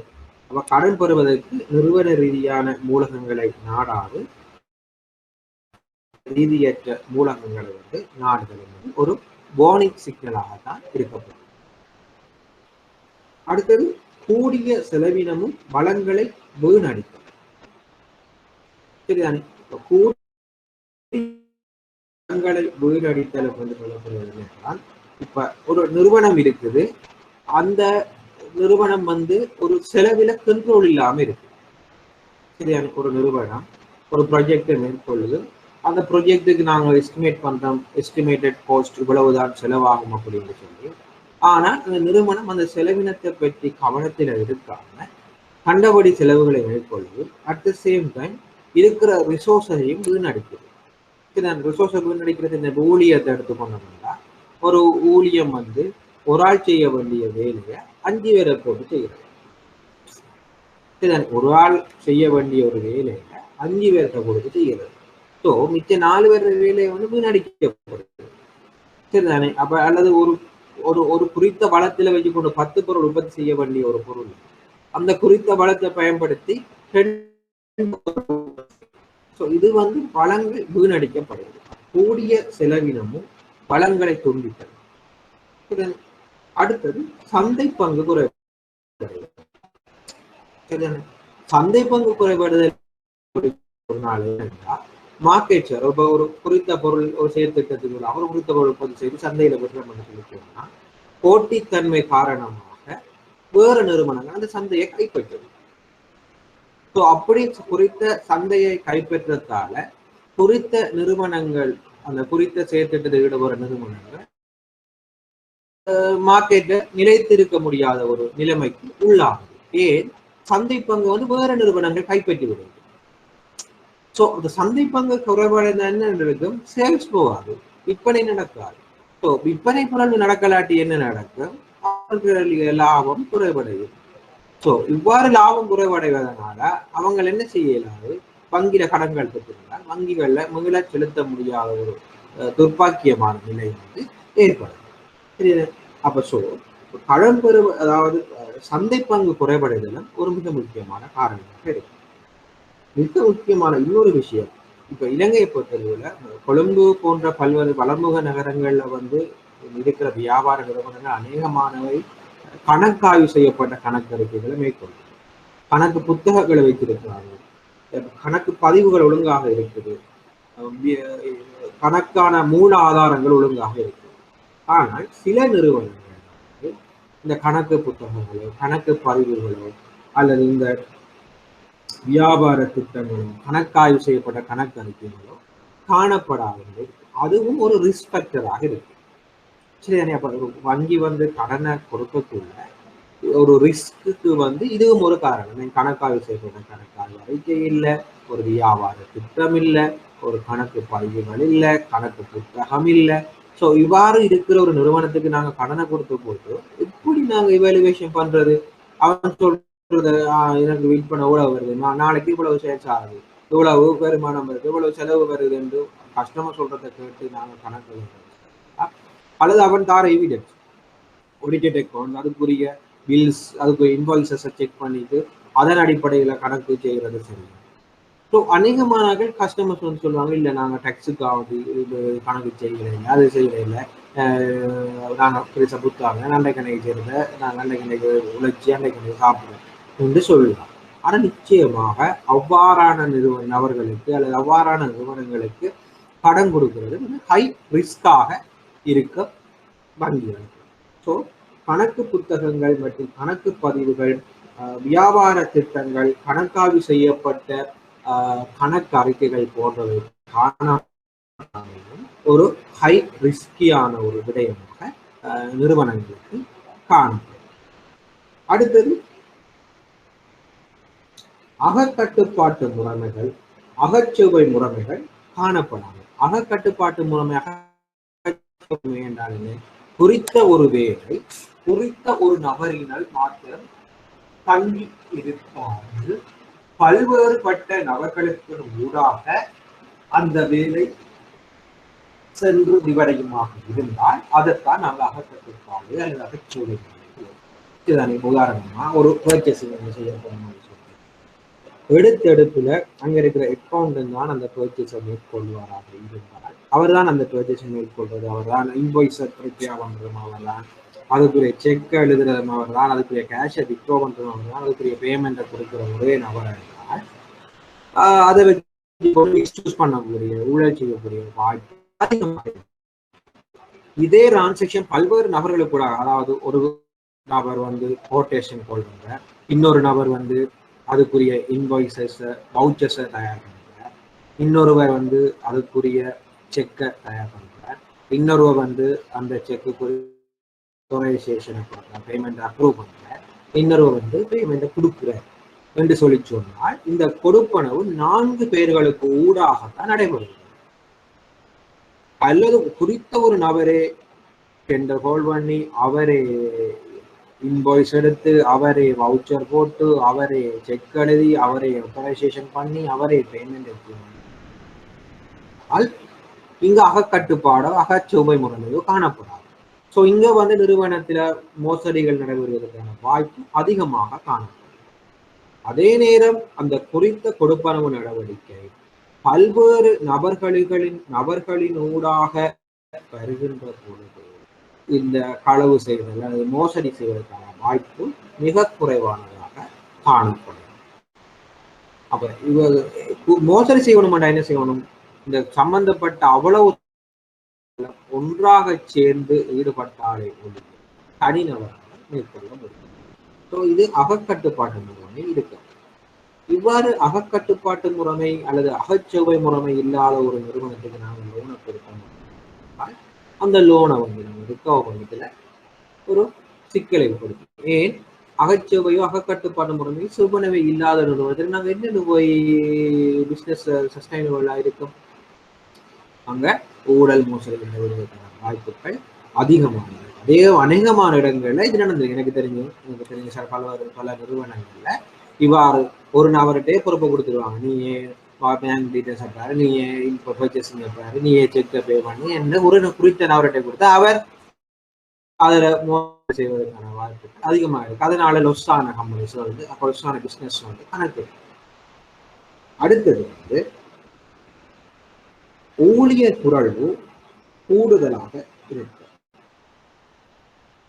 சரிதானே? இப்போ ஒரு நிறுவனம் வந்து ஊழியர் குறைவு கூடுதலாக ஒரு கம்பெனியில இருந்து ஊழியர்கள் விலகுற வீதம் அதிகமாக இருக்கு.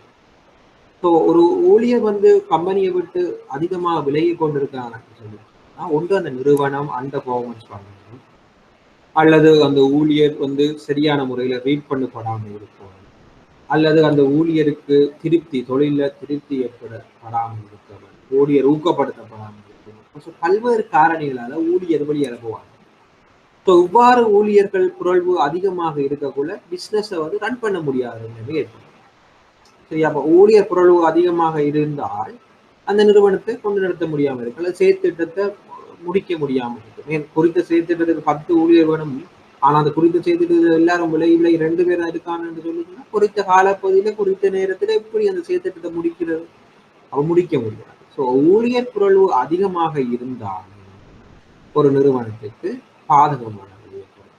அது வங்கிகள் கடன் கொடுக்கக்குள்ள மிகவும் ஒரு ஹை ரிஸ்கியான ஒரு விடயமாக இருக்கும் இந்த ஊழியர் குறைவு. அடுத்தது வந்து சட்ட ரீதியற்ற நடவடிக்கைகளில் ஈடுபடுத்தல் அல்லது சட்ட ரீதியற்ற நடவடிக்கைகள் ஈடுபடுறது. இப்ப அரசாங்கம் சொல்லிட்டு பொலித்தீன் உற்பத்தியை வந்து தடை செய்ய வேண்டும், இத்தனை இதுக்குள்ளதான் பொலித்தீன் உற்பத்தி செய்ய வேண்டும் என்று அரசாங்கம் சொல்லிட்டு.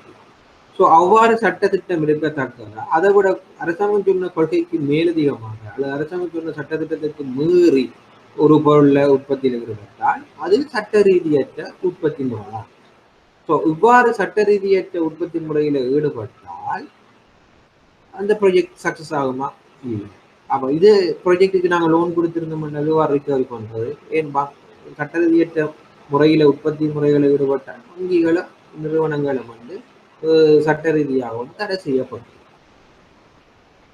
தடை செய்யப்பட்ட வியாபாரத்துக்கு லோன் கொடுத்து வங்கிக்கு கிடைக்குங்க, தடை செய்யப்பட்ட வியாபாரத்தை ஈடுபட்டு குறித்த நிறுவனத்துக்கு.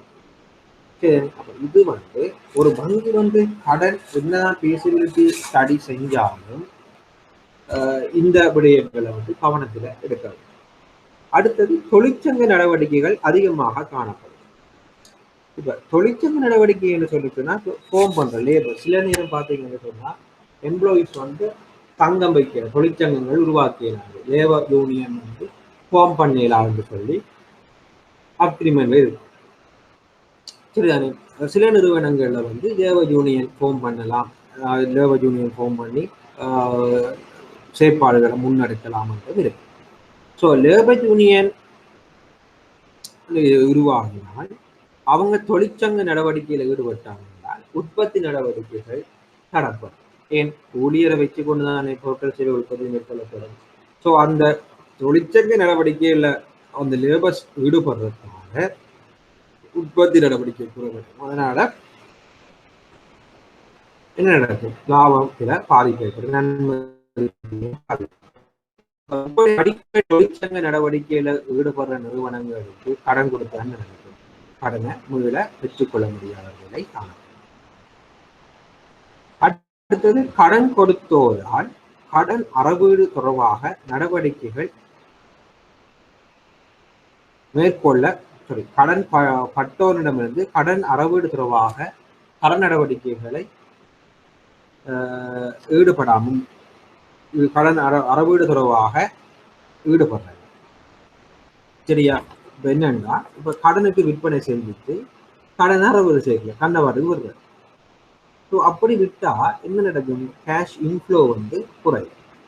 ஸோ அதனால கடன் விற்பனை செஞ்சா அந்த கடன் அறவீடு தொடர்பாக நடவடிக்கைகளை விரைவாக மேற்கொள்ளும். எப்படியான நடவடிக்கை மேற்கொள்ளலாம்? ஒன்று லீகல் ஆக்ஷனுக்கு போகலாம், அல்லது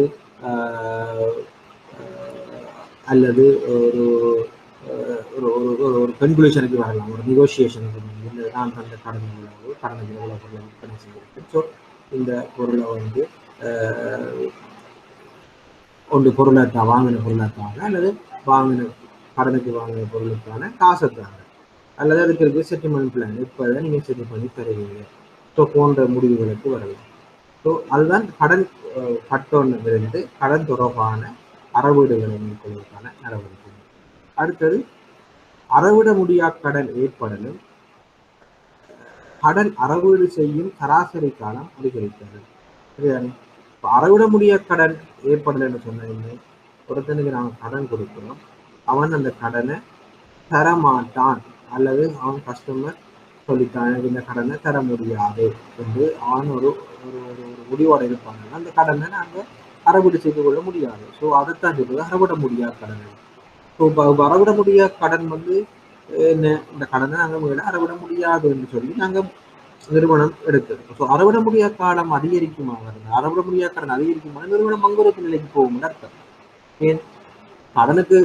கடனை திருப்பி தாரதும் இல்லை, தார காலம் அதிகரித்து கொண்டு போகுது. சரிதானே? ஸோ அதுவும் வந்து நிறுவனம் வந்து ஒரு வங்குரோப்பு நிலைக்கு போறதுக்கான வாய்ப்பு இருக்கு. அடுத்தது நிறுவனத்தின் உற்பத்தி பொருட்கள் மெதுவாக விற்பனையாகும். சரியா? நிறுவனத்தினுடைய விற்பனை பொருட்கள் மெதுவாக விற்பனை செய்யும் பஃபர் ஸ்டாக் கூடும். சரியா? ஸ்டாக் ஹோல்டிங் பீரியட் அதிகரிக்கும், ஸ்டாக் டேர்ன் ஓவர் வந்து குறைவடையும். சரிதானே?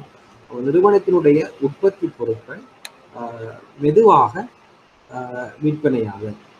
சரியான? நிறுவனத்தினுடைய உற்பத்தி பொருட்கள் மெதுவாக விற்பனையாகும் சொன்னா சேல்ஸ் நடக்கல என்பதுதான் அர்த்தம். சரியான? ஒழுங்கான மார்க்கெட்டிங் ஸ்ட்ராட்டஜி இல்லை, ஒழுங்கான ப்ரொமோஷன் இல்லை. ஸோ இதனால வந்து என்ன நடக்குது? நிறுவனத்தினுடைய உற்பத்தி பொருட்கள் வந்து மெதுவாக வந்து விற்பனை ஆகுது. சரிதானே? ஸோ இவ்வளவு வந்து என்ன நான் சொல்றேன் விஷயம், இவ்வளவு நான் ஸ்லைட்ல போறேன், இவ்வளவு நான் விளங்கப்படுத்தியிருக்கிறேன். ஏனென்றால் இது வந்து கொமனான இஷ்யூஸ். என்னதான் ஒரு ஒரு செயற்திட்டத்துக்கு ஒரு செயற்திட்ட மதிப்பீடு கொண்டிருந்து சாத்தியவளாய் மேற்கொண்டாலும் நிறுவனத்துக்கு இவ்வாறான நான் சொன்னது இவ்வளவு பிரச்சனைகள் ஒன்று அடிக்கடி வங்கி மேலதிக பெற்று பெறுதல், உரிய காலத்தினர் அவற்றை செலுத்தாமை, அடுத்தது வாடிக்கையான வைப்பு செய்யப்படுகின்ற காசோலைகள் வந்து மறுக்கப்படுதல், அல்லது வழங்கப்படுற காசோலைகள் வந்து பொறுப்பனவ தடை செய்தல், அல்லது அதுவும் மறுக்கப்படுதல், மற்றது கடன்கள் வங்கி மேலதிக பெற்றுகளுக்கு வந்து அடிக்கடி வந்து தயவு காலம் கோருதல், மற்றது நாளாந்தம் சேகரிக்கப்படும் பணத்தினை வங்கியில விடாமல் வங்கியின் ஊடாக பொருட்கள் வாங்கல்களில் ஈடுபடாமல் விடுதல், அடுத்தது பயன்பாட்டு சேவைகள் அவற்றுக்குரிய கொடுப்பனவு மேற்கொள்ளப்பட்டிருக்காமையும் அவை துண்டிப்பு செய்யப்படுறது, மற்றது மிகையாக வியாபாரத்தில் ஈடுபடுதல், மற்றது கடன் பெறுவதற்கு நிறுவன ரீதியான மூலகங்களை நாடாது நிறுவன ரீதியற்ற மூலகங்களை நாடுதல், மற்றது கூடிய செலவினமும் வளங்களை வீணடித்தலும், மற்றது சந்தை பங்கு வந்து குறைவடைந்து செல்லுங்கள், மற்றது கணக்கு புத்தகங்கள், கணக்காய்வு செய்யப்பட்ட கணக்குகள், கணக்கு பதிவுகள், வியாபார திட்டங்களை வந்து ஒழுங்காக பேணாமை அல்லது காணப்படாமல், மற்றது அகக்கட்டுப்பாட்டு முறைமை அல்லது செவ்வாய் முறைமைகள் இல்லாமல், மற்றது ஊழியர் புரள்வு வந்து கூடுதலாக காணப்படுறது, மற்றது சட்ட ரீதியற்ற நடவடிக்கைகள் வந்து ஈடுபடுவது. சரிதானே? அடுத்தது தொழிற்சங்க நடவடிக்கைகள் வந்து காணப்படுறது, மற்றது கடன் கொடுத்தோரில கடன் கட்டோரில வந்து கடன் அறவீடு செய்வது தொடர்பாக நடவடிக்கைகளை மேற்கொள்ளாமல், மற்றது அறவிட முடியா கடன் அதிகரித்தலும், மற்றது கடன் அறவீட்டு காலம் வந்து சராசரி அறவீட்டு காலம் வந்து அதிகரித்து கொண்டு செல்லும், மற்றது நிறுவனத்தின் உற்பத்தி பொருட்கள் மெதுவாக விற்பனையாகிறது. ஒரு நிறுவனம் என்னதான் தந்த செயற்திட்டத்துல பாரிய செயற்திட்டத்துல சாதகமான விளைவுகளை ஏற்படுத்தியிருந்தாலும் இந்த விடயங்கள் வங்கிகள் கடன் கொடுக்கின்ற பொழுது கட்டாயமாக அவதானிக்க வேண்டிய விடயமாக இருக்கின்றன.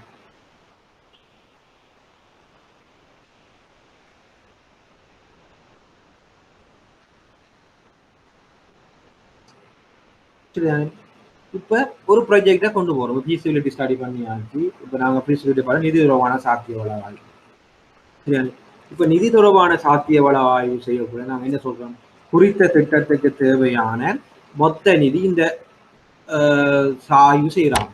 அப்ப குறித்த செயற்திட்டத்துல கடன் நிதி எவ்வளவு, உரிமை நிதி எவ்வளவு, இந்த ஆய்வு காலத்துக்கு போதுமானதாக இருக்கிறதா என்று தொடர்பாக ஆய்வு செய்யக்கூட நிதி பற்றாக்குறை.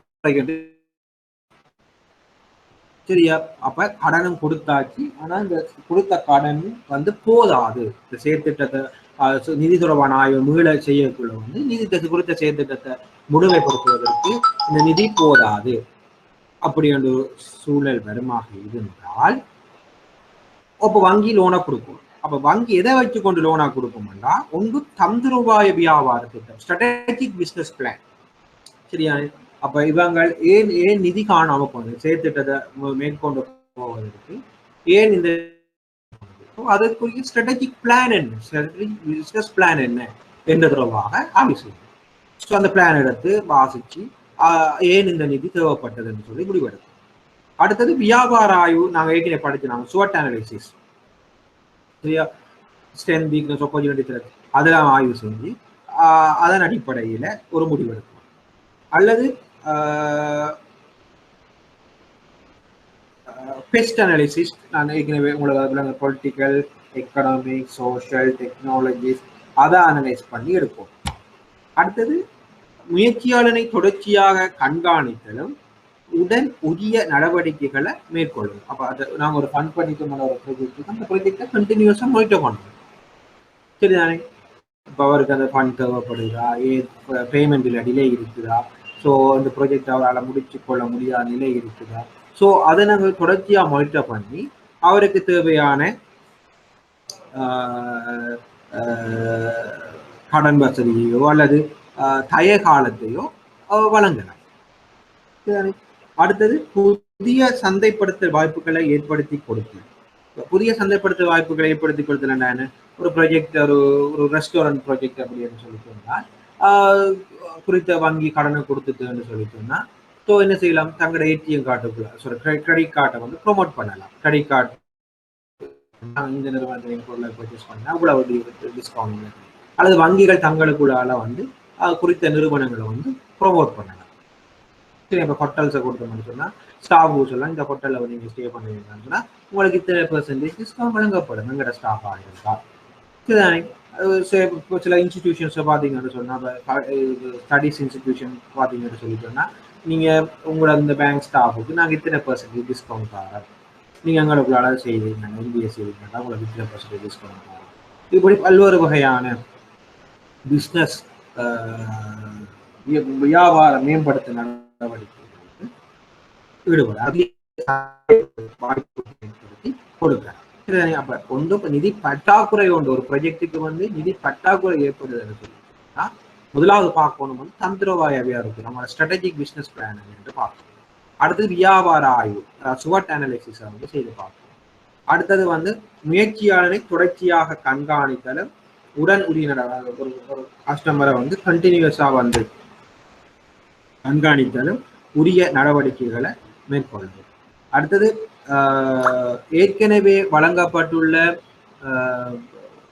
கடன்கள் தொடர்பாக தய காலத்தை வழங்குறது அல்லது அடிஷனலா டைம் தேவைப்படுதா இந்த கடனை கட்டி முடிக்கிறது.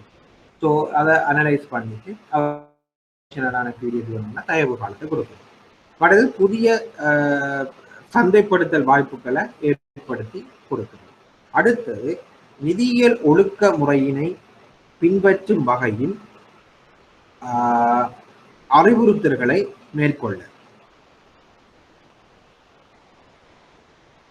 சரியா, நிதியியல் ஒழுக்க முறையினை பின்பற்றும் வகையில்னா ஒன் டைமுக்கு காசை பே பண்ண வைக்கிறது, வெளியால போய் அவுட் சோர்ஸ் வரவிங்ஸை வந்து செய்யாம விடுறதுக்கு சொல்றது, சும்மா வட்டிக்கு காசு வாங்குறது, மற்றது ஒரு ஃபார்மல் இல்லாத இன்ஸ்டிடியூஷன்ஸ்ல வந்து காசு வாங்குறதுக்கு எல்லாத்துக்கும் வந்து அறிவுறுத்தலை வழங்கி நீங்க அப்படி எல்லாம் செய்யக்கூடாது, அடிஷனல் பண்ணுறதுன்னு சொன்னா நீங்க கேளுங்க, நாங்கள் உங்களுக்கு பண்ண தரோம் ரெண்டு அட்வைஸை கொடுக்குறோம்.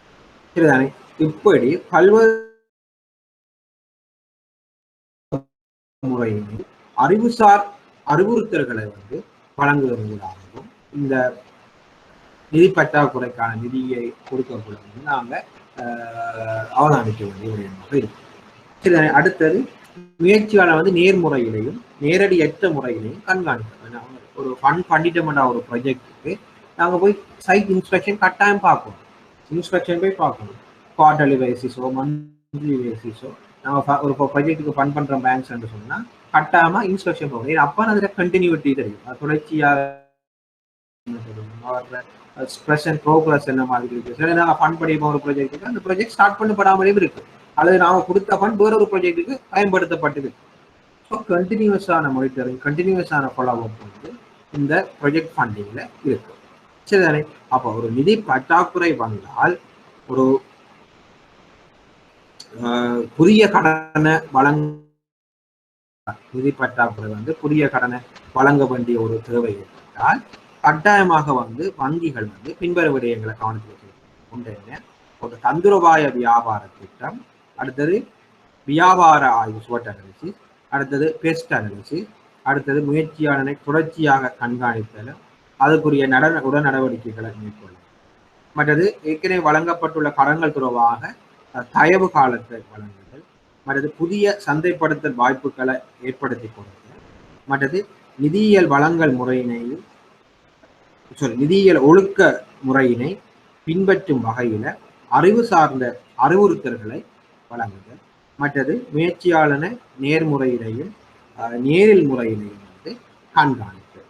இவ்வாறு செய்வதன் மூலம் அடிஷனல் அவருக்கு எவ்வளவு ஃபண்ட் தேவையோ அதை நாங்கள் கொடுக்கலாம். நிதி தொடர்பான சாத்தியவள ஆய்வு மேற்கொண்டு அதில் பற்றாக்குறை ஏற்பட்டால் நாங்கள் இவ்வாறான முறைகளை மேற்கொள்ள முடியும். சரிதானே, அப்போ இவ்வளவு நேரம் பார்த்தது வந்து ஒரு வள ஆய்வு என்னென்ன வெற்றியில வந்து நாங்கள் இந்த சாத்திய வள ஆய்வுகளை மேற்கொள்ளக்கூடிய சொல்லி பார்க்கலாம்.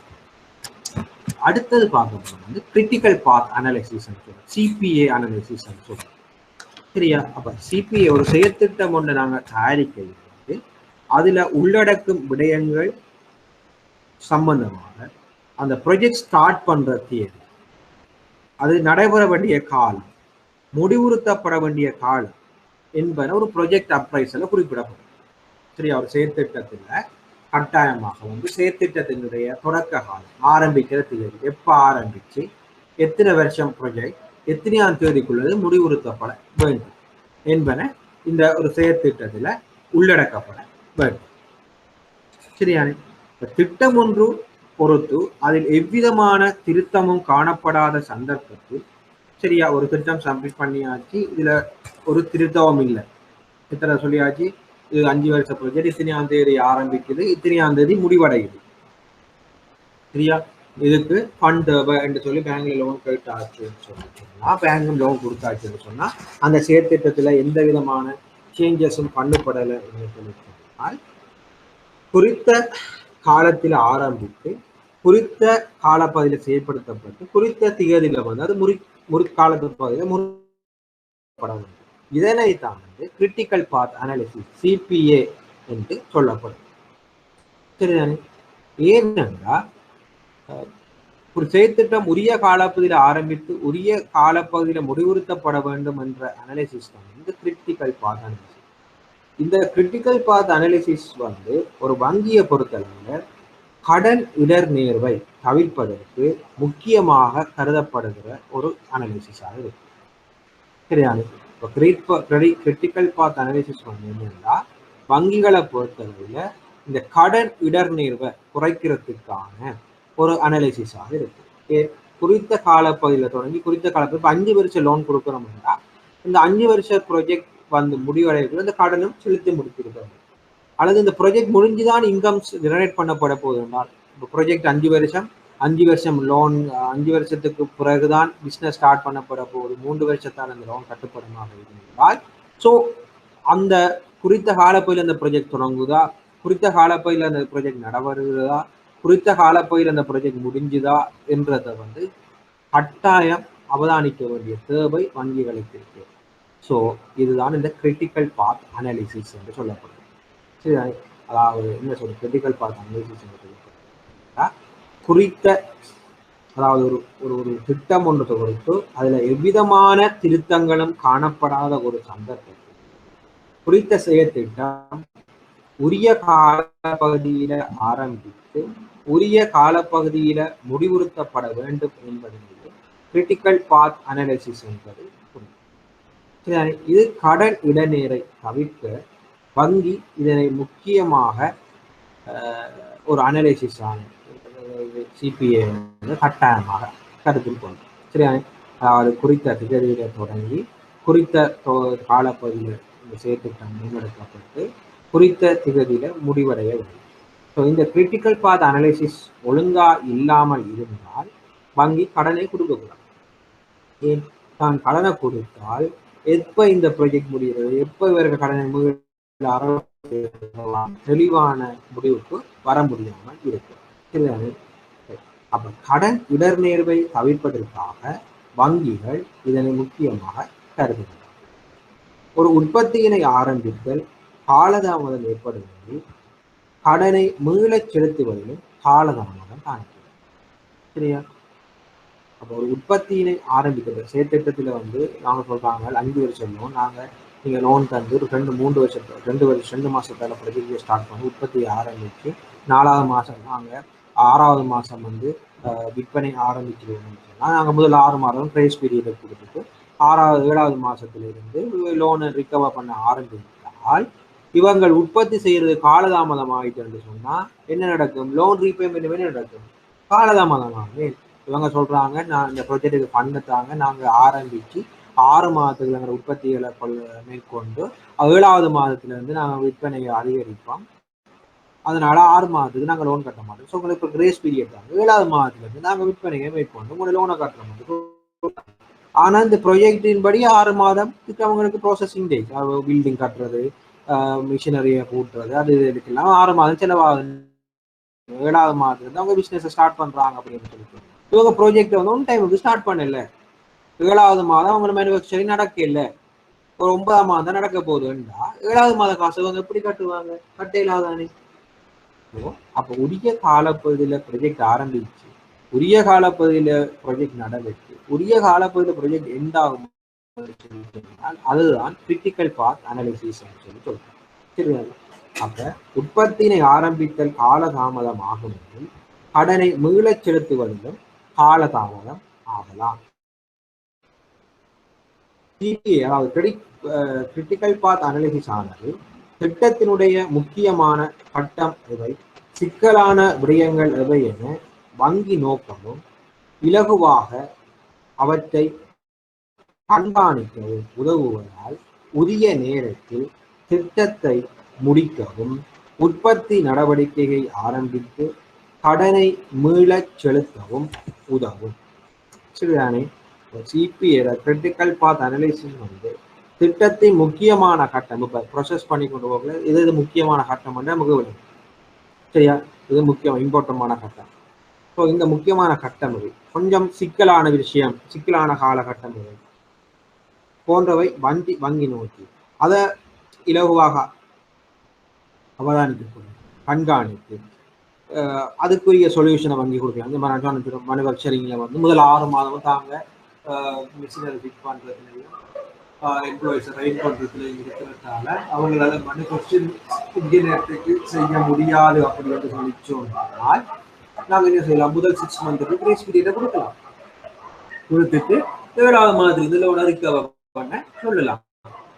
ஸோ அப்ப இந்த டைம்ல ஒழுங்கா ப்ராசஸ் பண்றாங்களா இல்லையா என்பதை கண்காணிக்கிறதுக்கு இந்த கிரிட்டிக்கல் பாத் அனாலிசிஸ் முக்கியம்.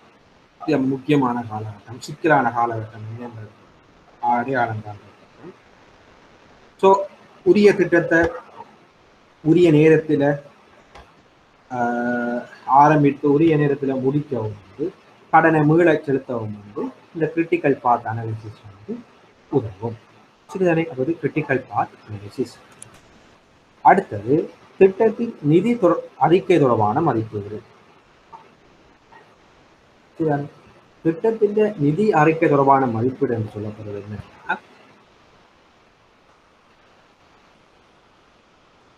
இப்ப நாங்கள் ஆல்ரெடி இதெல்லாம் நான் உங்களுக்கு விளங்கப்படுத்தினேன். அதாவது ஒரு financial statement analysis, financial ratio analysis வந்து நாங்கள் ஏர்லியாக படிச்சிட்டோம். ஃபைனான்சியல் ரேஷியோ அனாலிசிஸ் வந்து நாங்கள் நேரத்தோட படிச்சிட்டோம்.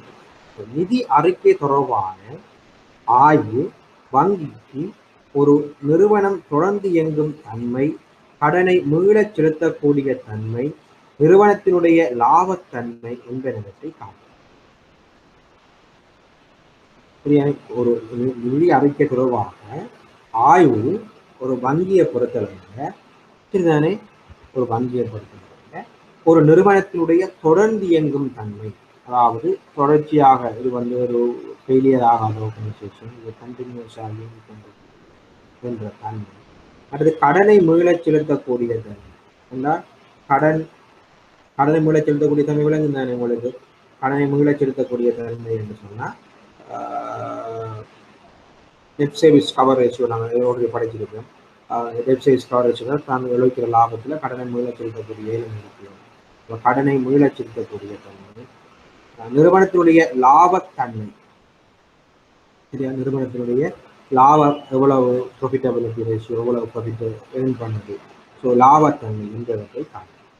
நிறுவனத்தினுடைய லாபம் ஈடுபடுத்தப்பட்ட மூலதனம் குறித்த ஓர் திகதியிலான நிறுவனத்தினுடைய சொத்துக்கள் பொறுப்புகள் போன்றவற்றையும் இது குறிக்கும். நிறுவனத்தினுடைய லாபம் ஈடுபடுத்தப்பட்ட மூலதனம் குறித்த ஓர் திகதியிலான நிறுவனத்தினுடைய சொத்துக்கள் பொறுப்புகள் போன்றவற்றையும் இது குறிக்கும். கணக்கீட்டு வீதங்கள் ரேஷியோஸ் நோக்குவதன் ஊடாக நிறுவனத்தினுடைய லாபத்தன்மை, திரவத்தன்மை, செயற்திறன் என்பதையும் அறியப்படும். உதாரணமாக நாங்கள் ரேஷியோஸில் வந்து பார்ப்போம். லாபத்தன்மை ரேஷியோ, ப்ராஃபிட்டபிலிட்டி ரேஷியோ என்ன, மொத்த லாப விகிதம், தேறிய லாப விகிதம் போன்றவற்றை பார்க்கணும். அதே மாதிரி சொத்து முகாமை, அசெட் மேனேஜ்மெண்ட் ரேஷியோ, அதே மாதிரி லிக்விடிட்டி ரேஷியோ, அடுத்தது லிவரேஜ் ரேஷியோ, அடுத்தது இன்வெஸ்ட்மெண்ட் ரேஷியோ, பல்வேறு வகையான ரேஷியோ அனாலிசிஸ் இருக்கு. ஸோ அதனூடாக நிறுவனத்தினுடைய லாபத்தன்மை அறியலாம், திரவத்தன்மை அறியலாம், அதனுடைய செயற்திறன் தன்மையை அறிந்து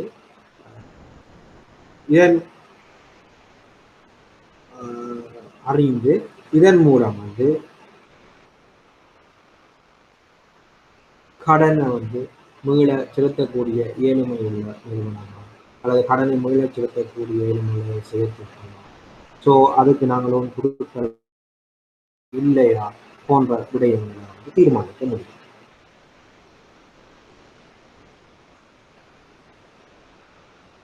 வங்கிகள் வந்து இவ்வாறு நிதி அறிக்கைகளை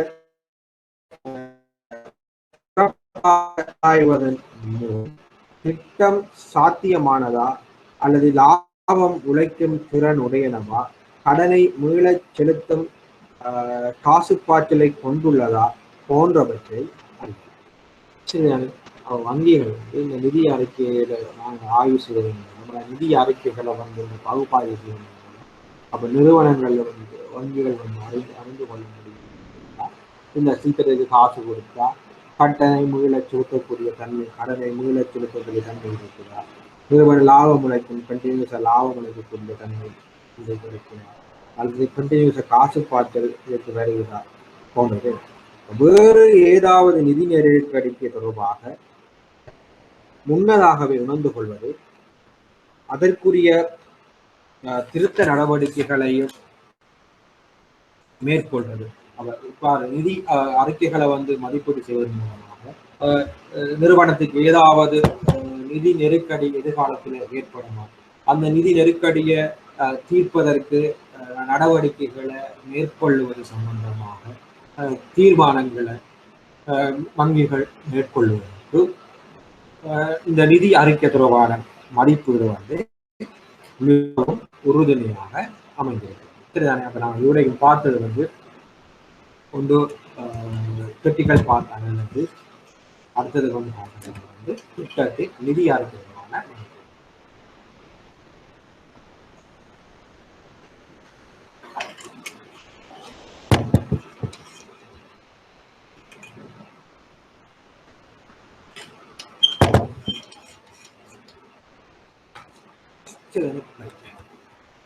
அடுத்தது கடன் இடர்நிலை. இப்போ நாங்கள் பார்த்துட்டோம், இப்போ ஒரு நிறுவனம் செயற்திட்டத்தை மேற்கொண்டு அதுக்கு போய் வங்கிகள்கிட்ட போய் லோன் கேட்குது.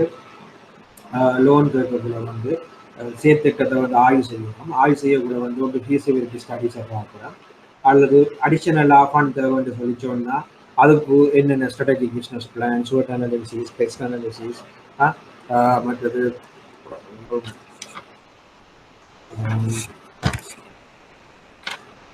மற்றது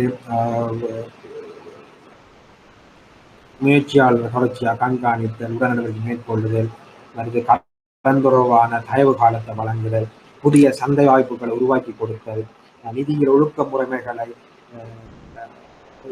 பின்பற்ற அறிவுறுத்துதல், நேரடியற்ற முறையிலே வந்து முயற்சியாளர் கண்காணித்தல் போன்ற விடயங்களை நாங்கள் பார்த்துருந்தோம். அதே போல ஒரு ஒரு ஒரு இவ்வாறு கடன் அடிஷனலாக கொடுத்தாலும் சரி, இந்த ப்ராஜெக்டுக்கு லோனாக கொடுத்தாலும் சரி, சில நேரம் ரிஸ்குகள் ஏற்படலாம்.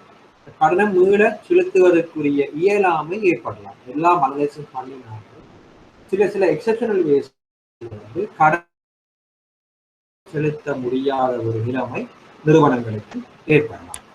ஒன்று, திட்டத்தை செயற்படுத்துவதற்குரிய முகாமைத்துவ திறன், தொழில்நுட்ப திறன் காணப்படாது. சரிதானே?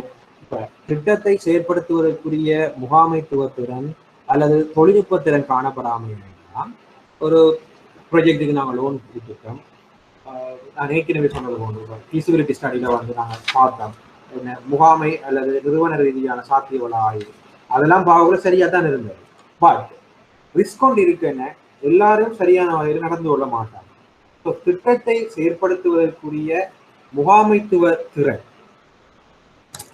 அல்லது தொழில்நுட்ப திறன் வந்து காணப்படாமல், இப்போ ஒரு ப்ராஜெக்ட், பெரிய ப்ராஜெக்ட் ஒன்று நடத்துறாங்க, அதுக்குரிய மேனேஜ்மெண்ட் கெப்பாசிட்டி இல்லாமல் இருக்கு. பட் ஃபீஸிபிலிட்டி ஸ்டடி ஓகே, எல்லாம் வந்து ஓகே, பட் அவங்களோட திட்டத்தை செயற்படுத்துவதற்குரிய முகாமை வந்து திறனற்றதா, லீடர்ஷிப் ஸ்கில் இல்லாமல் இருக்கலாம், டிசிஷன் மேக்கிங் ஸ்கில் இல்லாமல் இருக்கலாம், டெக்னாலஜி ஸ்கில் இல்லாமல் இருக்கலாம், ரிவார்டு வழங்குற ஸ்கில் இல்லாமல் இருக்கலாம், சரியா, கமிட்மெண்ட் பண்ணி ஒர்க் பண்ணுற ஸ்கில் இல்லாமல் இருக்கலாம்.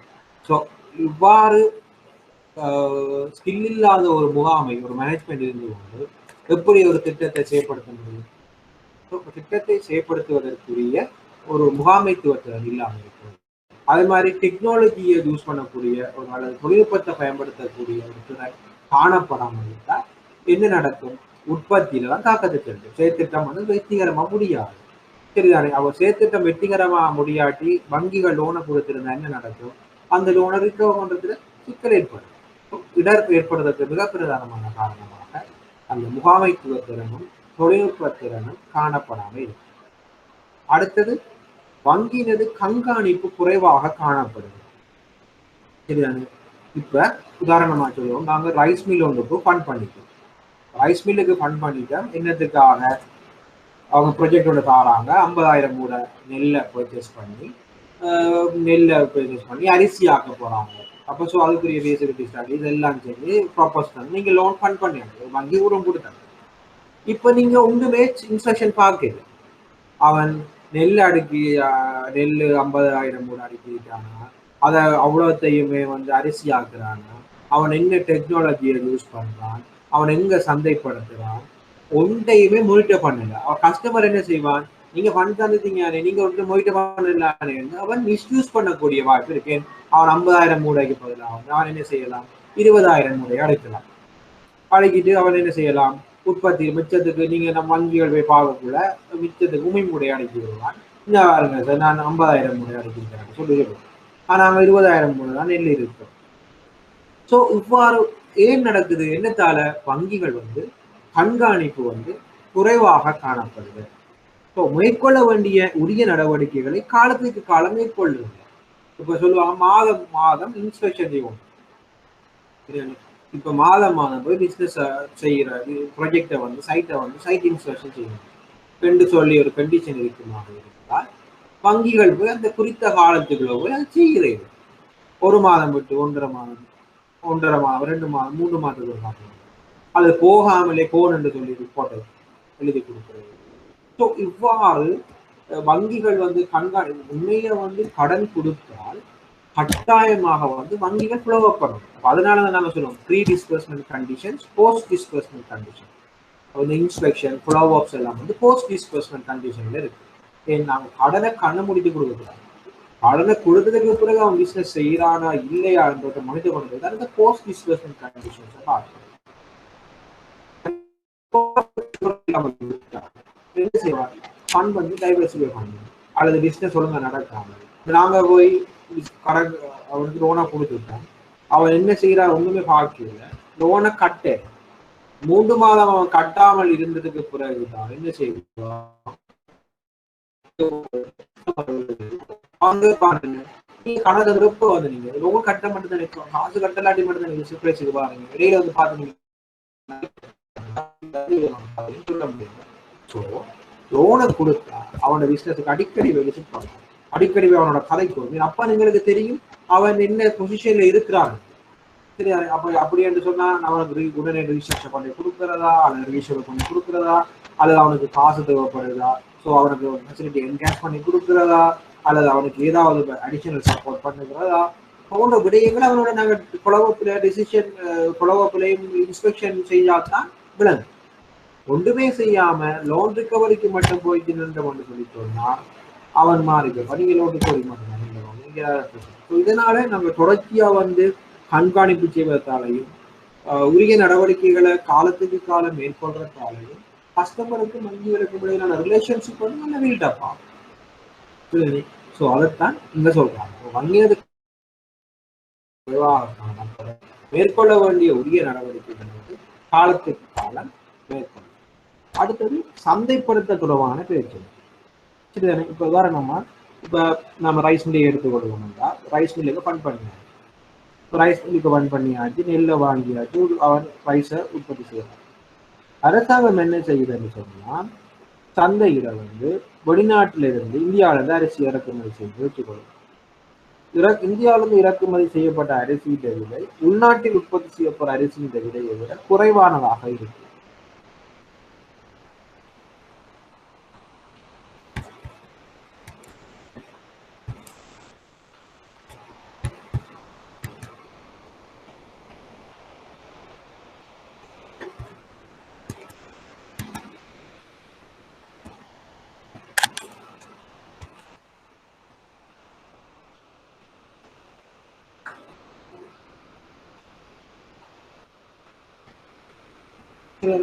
அப்போ உள்நாட்டில் உற்பத்தி செய்யப்படுற அரிசியின் விலை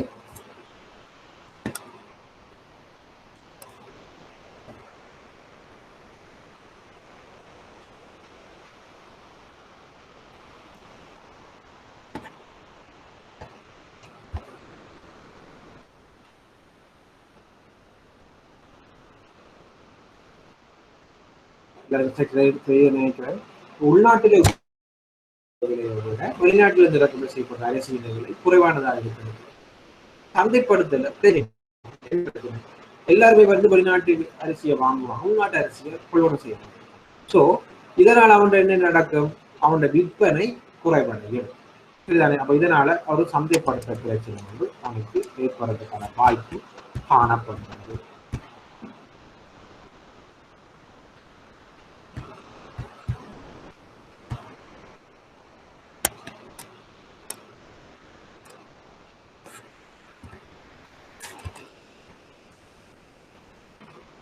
சரிதானே?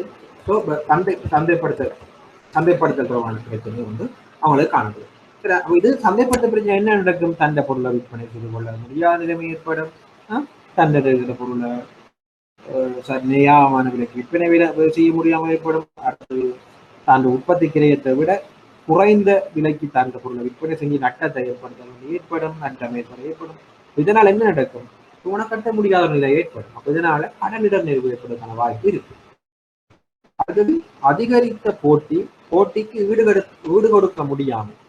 சரி, இப்ப அரிசிக்கு எடுப்போம், நாங்க உள்நாட்டிலேயே ரைஸ் மில்லுக்கு ஃபண்ட் பண்ணிட்டு வந்து எல்லா போட்டி ரைஸை உற்பத்தி செய்யும். சரிதானே? அப்ப அதிகரித்த போட்டி காணப்படுமாக இருந்தால் இப்ப நம்ம நிறை போட்டி சந்தை சொல்லுவோம். நிறை போட்டி சந்தை சொன்னா ஒரு நிறுவனம் ஒரே பொருளை பல்வேறு நிறுவனங்கள் உற்பத்தி செய்கிறது, பிரதியீடான அதிகமான பொருளை உற்பத்தி செய்கிறது. ஸோ இப்போ நிறைய போட்டித்தன்மை அதிகமாக இருக்கக்கூட வந்து குறித்த ஒரு நிறுவனம் குறித்த ஒரு பொருளின் விலையை அதிகரிக்க முடியாது. ஏன், அதிகரித்தால் என்ன நடக்கும், அந்த நிறுவனத்தை விட்டுட்டு வாடிக்கையாளர் மற்ற நிறுவனத்துக்கு பொருளை கொள்வனை செய்யலாம். சரியா? இப்ப 100 ரைஸ் மில் இருக்குது, 100 ரைஸ் மில்லும் ஒரே ரைஸை தான் உற்பத்தி செய்யுதுன்னு சொல்லி சொன்னால் ஒரு ரைஸ் மில்காரன் வந்து விலையை வந்து அதிகரிக்கலாம். ஏன், அப்படி அதிகரித்தா அந்த ரைஸ் மில் ரைஸை வாங்காம வேற ரைஸ் மில் ரைஸை வாங்கிட்டு போயிடுவான். ஸோ இதனால அதிகரித்த போட்டிக்கு ஈடு கொடுக்க முடியும். அவன் என்ன செய்வான், வந்து கூட செலவழிச்சிருப்பான் அந்த அரிசி உற்பத்தி.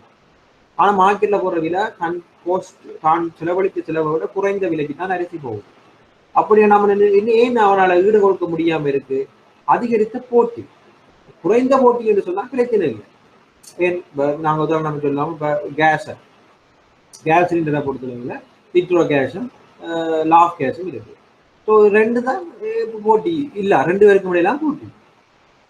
இதே இது 10-15 கேஸ் கம்பெனிகள் இருக்கு மட்டும் சொல்லி சொன்னா என்ன நடக்கும், ஒரு நிறுவனம் நினைச்ச மாதிரி விலையை கூட்டிக் கொள்ள முடியாத நிலை ஏற்படும்.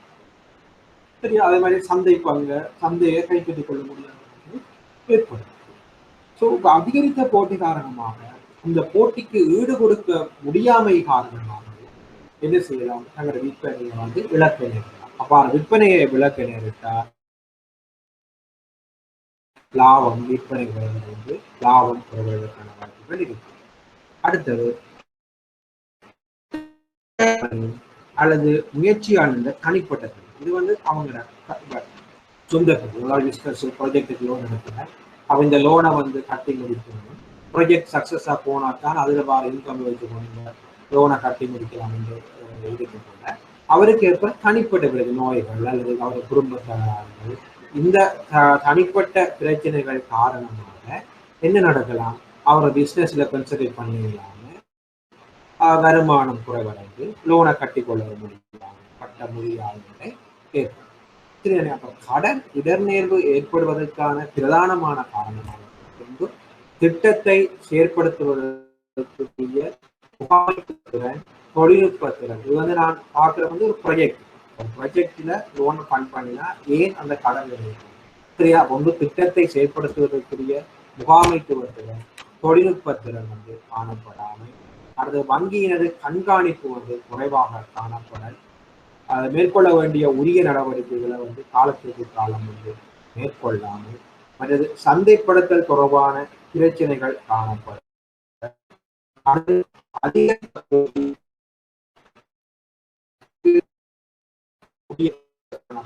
அந்த போட்டிக்கு ஈடு கொடுக்க முடியாமல் மற்றது திட்ட உரிமையாளர் என்ற முயற்சியாளர் என்ற தனிப்பட்ட பிரச்சனைகள் கடன் இடர்நேர்வு ஏற்படுவதற்கான வாய்ப்புகள் இருக்குது. இன்றைய வகுப்பில் நாங்கள் பார்த்தது ஒரு செயற்திட்டம். கடந்த வகுப்புல பார்த்தோம் வந்து ஒரு செயற்திட்டம் செய்யக்குள்ள ஒரு வணிகச் சூழல் எவ்வாறு ஆய்வு செய்ய வேண்டும். இன்றைக்கு நாங்க பார்க்கலாம் ஒரு செயற்திட்டத்தை மதிப்பீடு செய்யக்குள்ள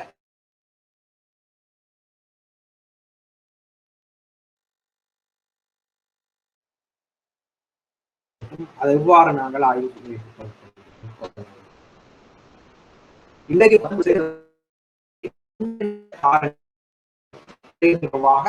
பல ஆய்வுகளை மேற்கொள்ளணும். சாத்தியங்கள் செய்யணும், சந்தைப்படுத்து தொடர்பான சாத்தியங்களை ஆய்வு செய்யணும், சூழல் பாதிப்பு தொடர்பான சாத்தியங்களை ஆய்வு செய்யணும், சமூகம் தொடர்பான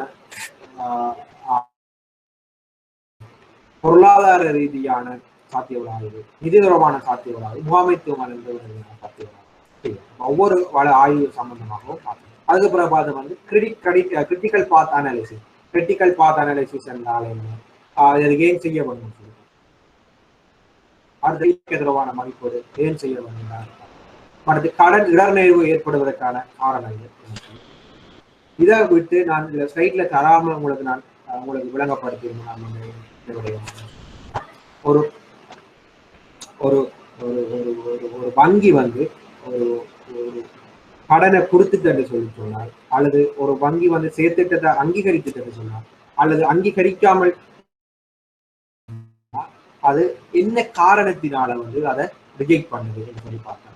சரிதானே? அப்ப ஒரு அங்கீகரித்ததுக்கு பிறகு அந்த கஸ்டமரை வந்து மேலதிகமான ஃபண்டை பண்ணாமல் விடுவதற்கு என்னென்ன மாதிரியான விடயங்களை அவதானிக்கு, அல்லது ஒரு ப்ரொஜெக்டை ரிஜெக்ட் பண்றதுக்கு என்னென்னமான விடயங்களை அவதானிக்கணும்னு சொல்லியிருக்காங்க. அதே போல ஒரு ப்ரொஜெக்டை வந்து அடிஷனலா ஃபண்ட் தேவைன்னு சொன்னா எந்த விடயத்தை அவதானித்து அந்த ஃபண்டை கொடுக்கும்னு சொல்லி பார்த்தோம். ஸோ உலக நேரமும் நாங்கள் பார்த்த விடயங்கள் வந்து ஒரு நிறுவனம், ஒரு செயற்திட்டம் எப்படி ஆய்வு செய்யப்படுது, ஸோ இந்த செயற்திட்டத்துக்கு அடிஷனல் ஃபண்ட் கொடுக்கணும்னா என்னத்தை வங்கி பார்க்கணும், வங்கி செயற்திட்டத்துக்கு கடனை கொடுத்துட்டா என்ன இடர்நெறிவுக்கான காரணிகள் என்ன, சரிதானே? அதே போல ஒரு ப்ரொஜெக்ட் அப்ரோச்சில் ரிஜெக்ட் பண்றதுக்கு அல்லது அந்த ப்ரொஜெக்ட் அப்ரோச்சில் அக்செப்ட் பண்ணதுக்கு பிறகு அது மேலதிகமான ஃபண்டை நிறுத்துறதுக்கு என்ன ஃபேக்டர்ஸ் வந்து இன்ஃப்ளூயன்ஸ் பண்ணுதுன்னு சொல்லி பார்த்தோம். அடுத்த வகுப்புல மேலதிகமான தகவலோட நான் சந்திக்கிறேன். தேங்க்யூ, நன்றி.